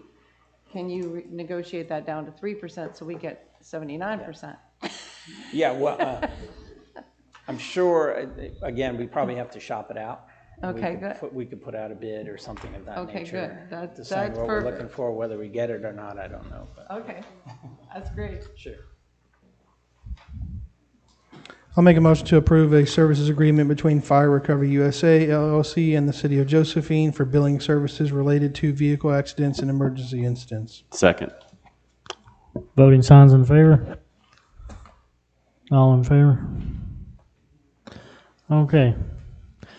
4.13, discuss, consider, and act to adopt an ordinance establishing and implementing a program to charge mitigation rates for the deployment of emergency and non-emergency services by the fire department. This is the same. This is the partner that goes along explaining all the fees and what we're going to charge for. And I just have one tiny question with that. I'm guessing these mitigation rates will all be recalculated when the ESD comes out down our streets? That's a great question. We'd have to take a look at that. Yeah, I don't know. There's a lot of factors to that, but our billing time is our billing time. I don't know Gotcha. if the ESD is really going to affect what we want to collect. Okay, all right, thank you. I'll make a motion to adopt ordinance establishing and implementing a program to charge mitigation rates for the development of emergency and non-emergency services by the fire department. Second. Voting signs in favor? All in favor? Okay. All right, next one is 4.14. This is the discuss, consider, and act regarding an ordinance regulating golf carts and off-highway vehicles. Thank you, Mayor, Council. When this originally started here a while back, it was just the golf carts, and I wanted to just make sure that we included the off-road highway vehicles also, because that's getting to be more and more in the neighborhood. Me and Rob have worked on several different ones. I think that this last one submitted, I think, is the one that I think that we should approve it as written. It does address both vehicles, the golf carts and the off-road, off-highway vehicles, plus the insurance on both of the vehicles. If anything is changed from that, how it's written, it will bring some liability to us. So I recommend that we do it as written. Yeah, I just want to make a quick statement. Thank you, Chief. Thank you, Rob. I actually was helping review this. I actually submitted a bunch of feedback back to him too. I'm good with the way it's written. I'll make a motion to, regarding the ordinance regulating golf carts and off-highway vehicles as written. Second. Voting signs in favor? All in favor? And thank you. All right, 4.15, discuss, consider, and act to approve an ordinance to accept the 2025 tax roll as submitted by Scott Gregg, tax assessor collector for Collin County.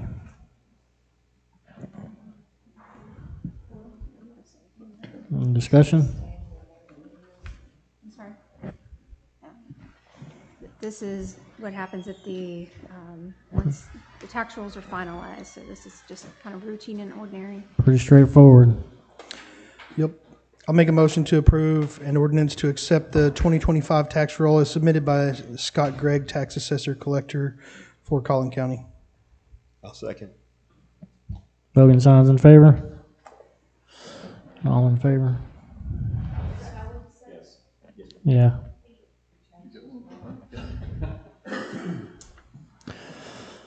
Okay, 4.16, discuss, consider, and act to approve the proposed municipal development district MDD bylaws.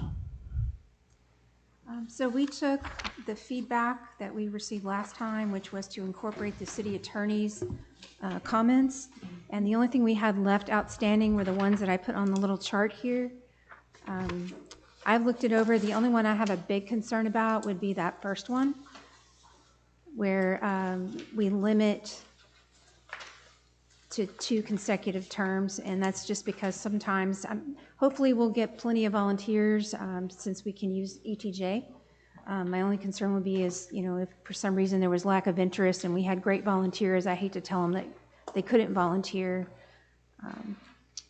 That's really my only one. The only other one would be if you have any concerns about the city administrator, then, you know, you could appoint any senior staff member that you would like if you want to use different language there. And all the other ones, we don't have any, I didn't see any other issues with anything else that was suggested. For your concern that you had on the 2 consecutive terms, and it's been a couple minutes since I read this, was there anything in the ordinance saying that the city council could override that 2-term limit?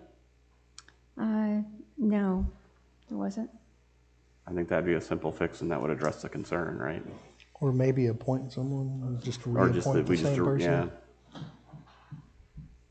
If it arises or off the... If it arises, Thank oh, you. yeah. Okay, that's Yeah. fine. Only if it arises. I mean, it's. I think you're going to get a lot of interest. I hope so. You're going to get a lot of interest. I hope so too, but I think they will. volunteerism is sliding. It's not increasing, it seems like. Yeah, but this is economic. Yeah. And people are hungry for Okay. economic. I think we will. We did have there is a requirement in there to have some kind of experience, you don't have to be a business owner necessarily, but just a little bit of background. Yeah, not that I completely disagree that right now it's really exciting to be here and being in the economic, but 30 years from now when this policy is looked at and we've developed everything out, it might not be so much fun. So that's what I'm saying. And if you want to leave it in there as that is, and we can see about amending it if it becomes a problem. Yeah, I agree. So we go with moving forward? Yep. All right, I'll make a motion to act to approve the proposed municipal development district bylaws. Second. Voting signs in favor? All in favor? Thank you. Next item, 4.17, this is directing staff regarding the possible purchase of fencing for the Josephine Cemetery.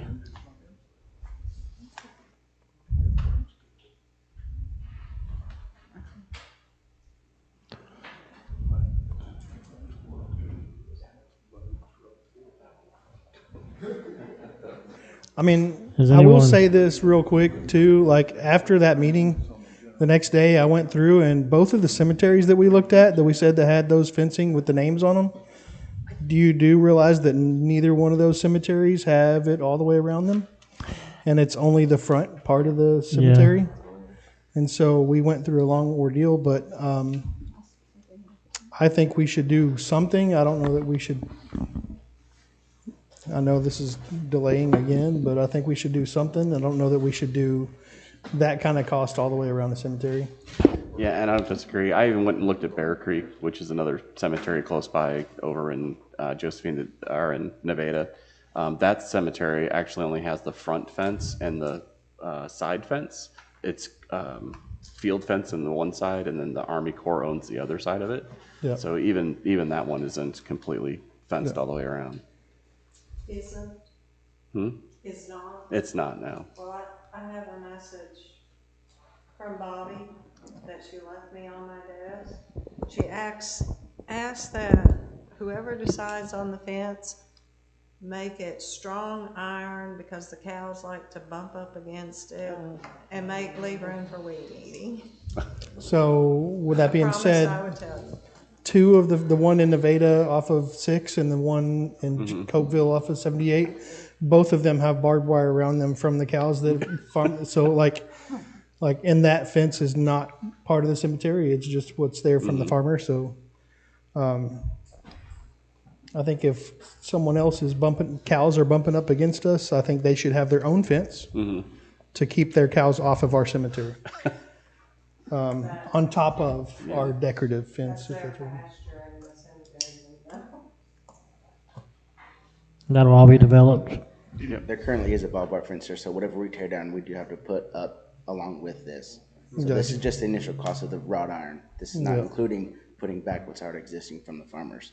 So we Yeah. do have an additional cost for barbed wire, Yeah. 2 feet space or whatever we need to do for the plot. So we're and good then. that, so.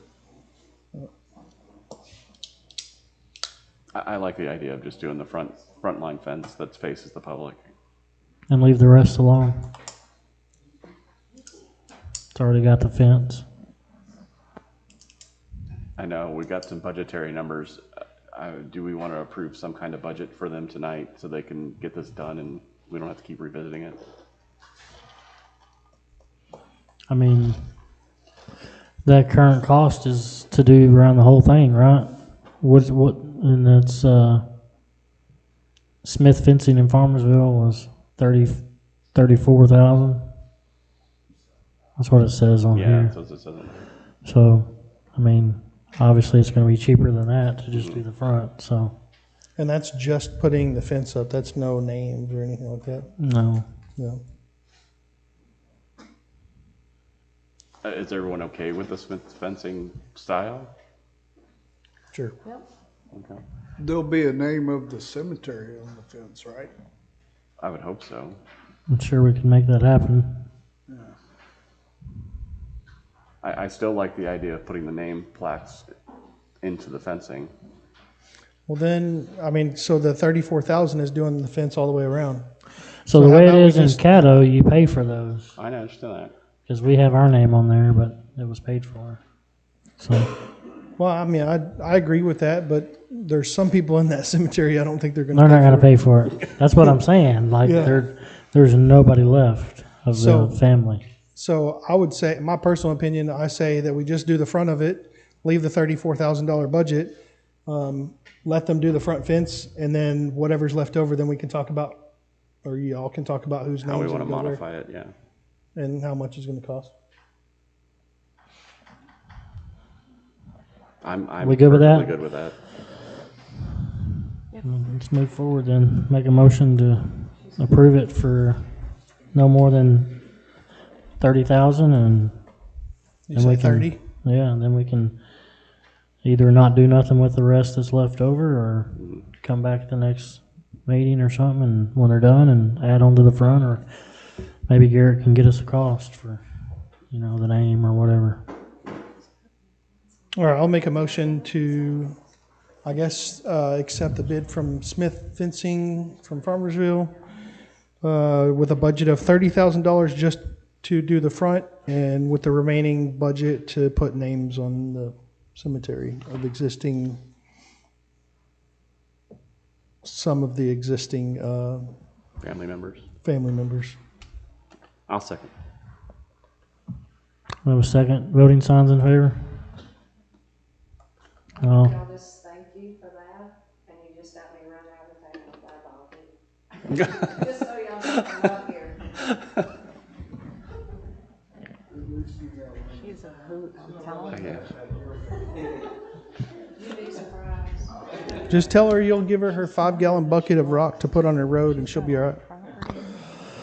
okay. 4.18, let's discuss, consider an act to adopt an ordinance approving the budget amendments for fiscal year 9/30/25 and fiscal year 9/30/2026. This is, So no adjustment was needed for the end of the fiscal year we just finished. Melissa couldn't be here tonight. She sends her apologies. She just wanted me to express that, kind of that last month, we don't know sometimes what's going to roll over and what's not. So we have outstanding purchase orders sometimes. Sometimes projects are a little further along or not quite along. So just a couple of adjustments. The Greenville Avenue project is running behind schedule. So we need to push forward funds for that, and then as well as 3 purchase orders that were still kind of outstanding for the police fire station next door. So one was the total amount, let's see, the Greenville project was $1,261,000, and the purchase order rollovers were $69,693.27. So Melissa's just asking for an adjustment for this current year. As far as things like when we talk about cemetery and fencing or some of these other things, we bring that back with a mid-year agreement, adjustment, and I'm sure there'll be a few other minor changes here and there. So once we have a final number, when everything is all said and done, we'll bring back some of these smaller things as a mid-year. I have a quick question. In yellow highlight, there was a police expense figure of $382,000 and another capital expense for streets for $5 million. Those are carried over as well? They were highlighted in yellow. Let me pull it up.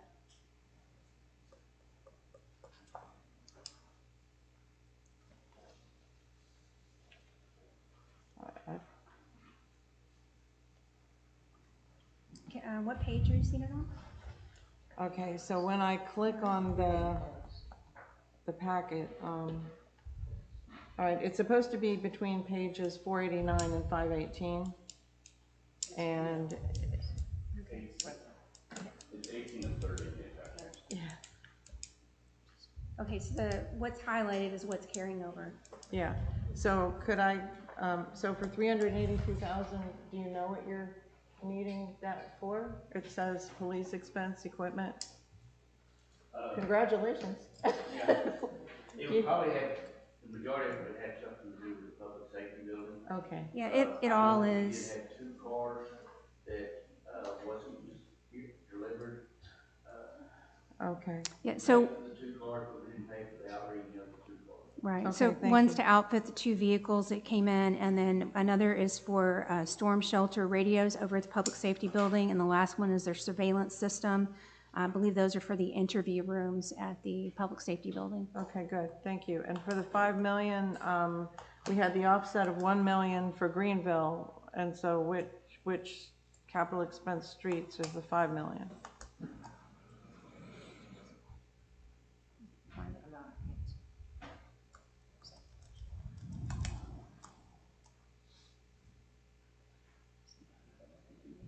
No, 5 million. Okay.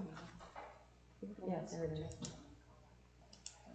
So on the larger amount, that's all grant, well, it's not all grant funded, but it's not coming from us. So part of it's grant funded from Collin County, and the other part is coming from CISD. So. Okay, so so it's gonna be around the schools then. But, okay, so I know that the agreement with the county and that we got a grant already of $1 million, and they were gonna pay for 2/3, I think. Maybe So I'm wrong there. it's net zero for us as far as what it's going to impact. We've already got the expenses covered.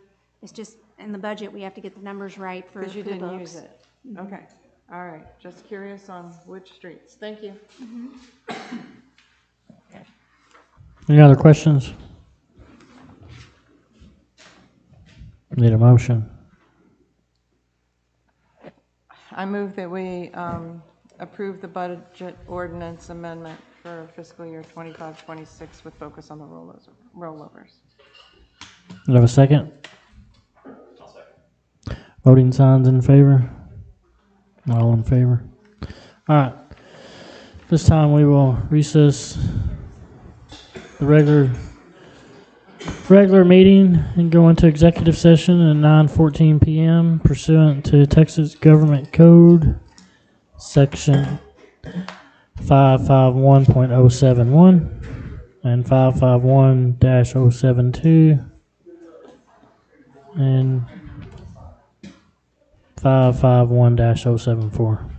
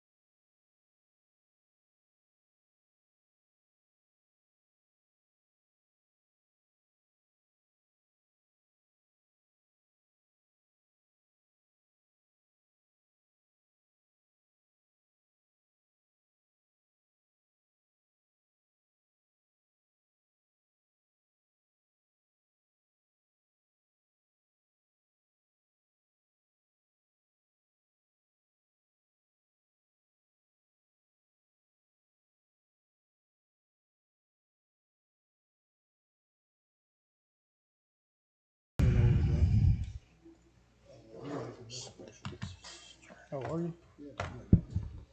I'm glad you get to do that. Huh? I guess I'll let you. I appreciate it. Just let me know when you're ready. Okay, we will adjourn executive session, 10:23 p.m. We will reconvene the regular scheduled meeting. All right, what was the first item we had in there? Was there any action?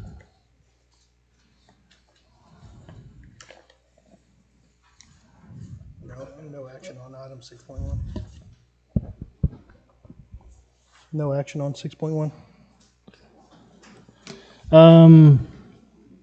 Yeah, we were just gonna appoint the two. Sorry, the two board, we're gonna, the action was that we're gonna form a subcommittee. Yeah, you and Alex. Oh, yeah. With Alex and Gary. Yeah. Do we need to make a motion on that? Where's the attorney? On the Oh, there he is. subcommittee? Yeah. No. We don't? Okay, so that was just. a Hey, you're decision. over here. He's no, you're good. Don't listen to him. He's not anybody. And He's Lisa, nobody. yeah, Lisa, you're gonna reach out to the mud board to arrange a date and time. Okay. Okay. So there's no action on the next one either. We're gonna pursue another land option maybe. Kurt? Yes. Okay.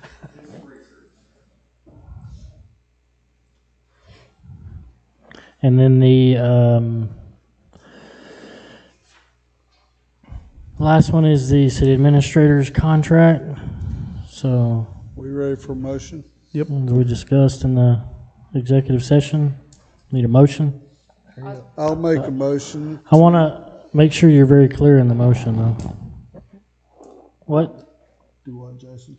I was going to make a motion to accept the Second Amendment as written, Nobody second it. What's the second? What is the it? one she handed out. She's just trying to Okay. change what we were talking about. Just do it. Nobody's going to second her motion. Okay. Okay.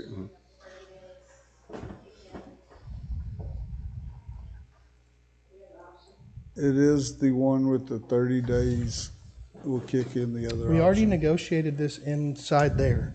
So why are we trying to change it here? I don't think we are.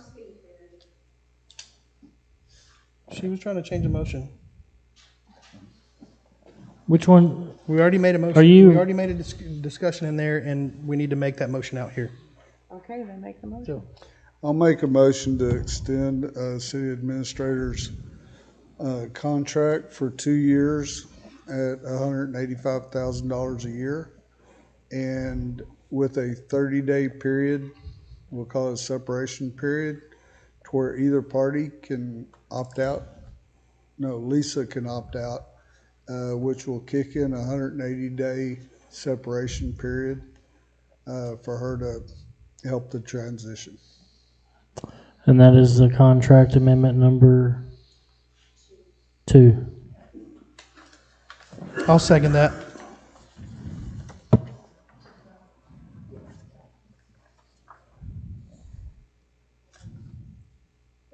I didn't get a contract number 2, I just got a contract number 3. Second Amendment is what I made a motion for, and there was no second. And then, okay, all right. So do we need to vote? I just want to make sure it's clarified that we're on the same as we discussed in the back. We are, I made it, it was pretty specific. right? Yeah. Yeah. Follow the So- 2-year contract with a 30-day option of going to the 180-day contract where she acts as a And we consultant. didn't add in the, what about the, It says it in the contract, the 4-to-1 vote. Okay. It says it in the I contract. thought that was the other one. No, Okay. no, it's in both contracts, I think. So Brad made a motion And I second it. and Doug seconded. All right, voting signs in favor. Voting signs opposed? I guess she's abstaining. I'm going to abstain. Do what? I'm abstaining. No, I was asking Patty what she was. No, I'm just abstaining.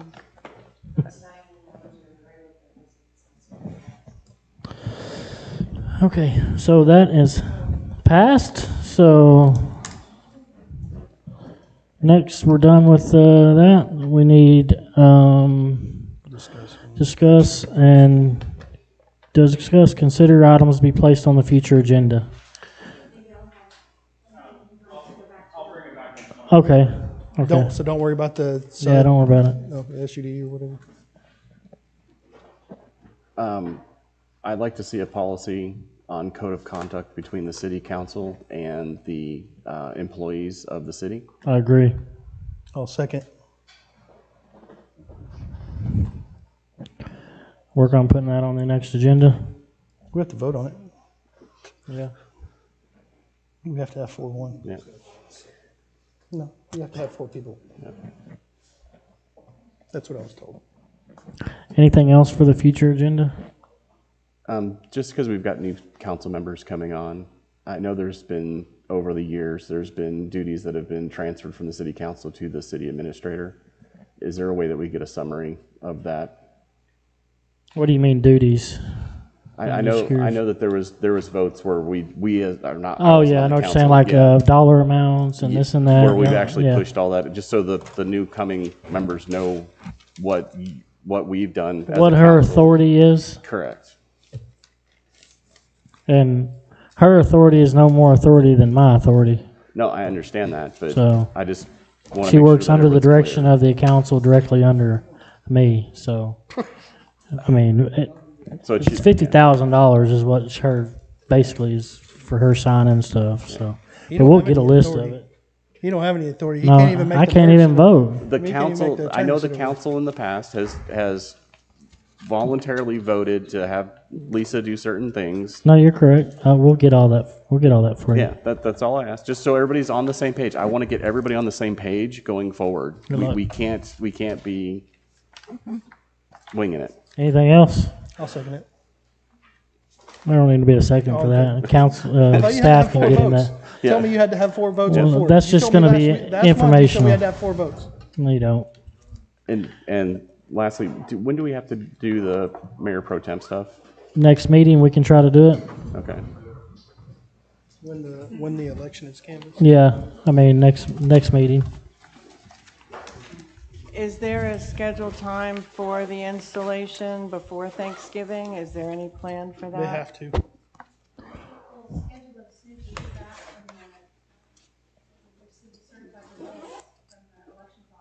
I would assume by sometime this week. Yeah. I think Hunt County said, Hunt County said theirs would be this week. But then, like the swear in and all that stuff will be the December election, December meeting. Yeah. Anybody else? Make a motion to adjourn. Voting signs in favor? This meeting's adjourned.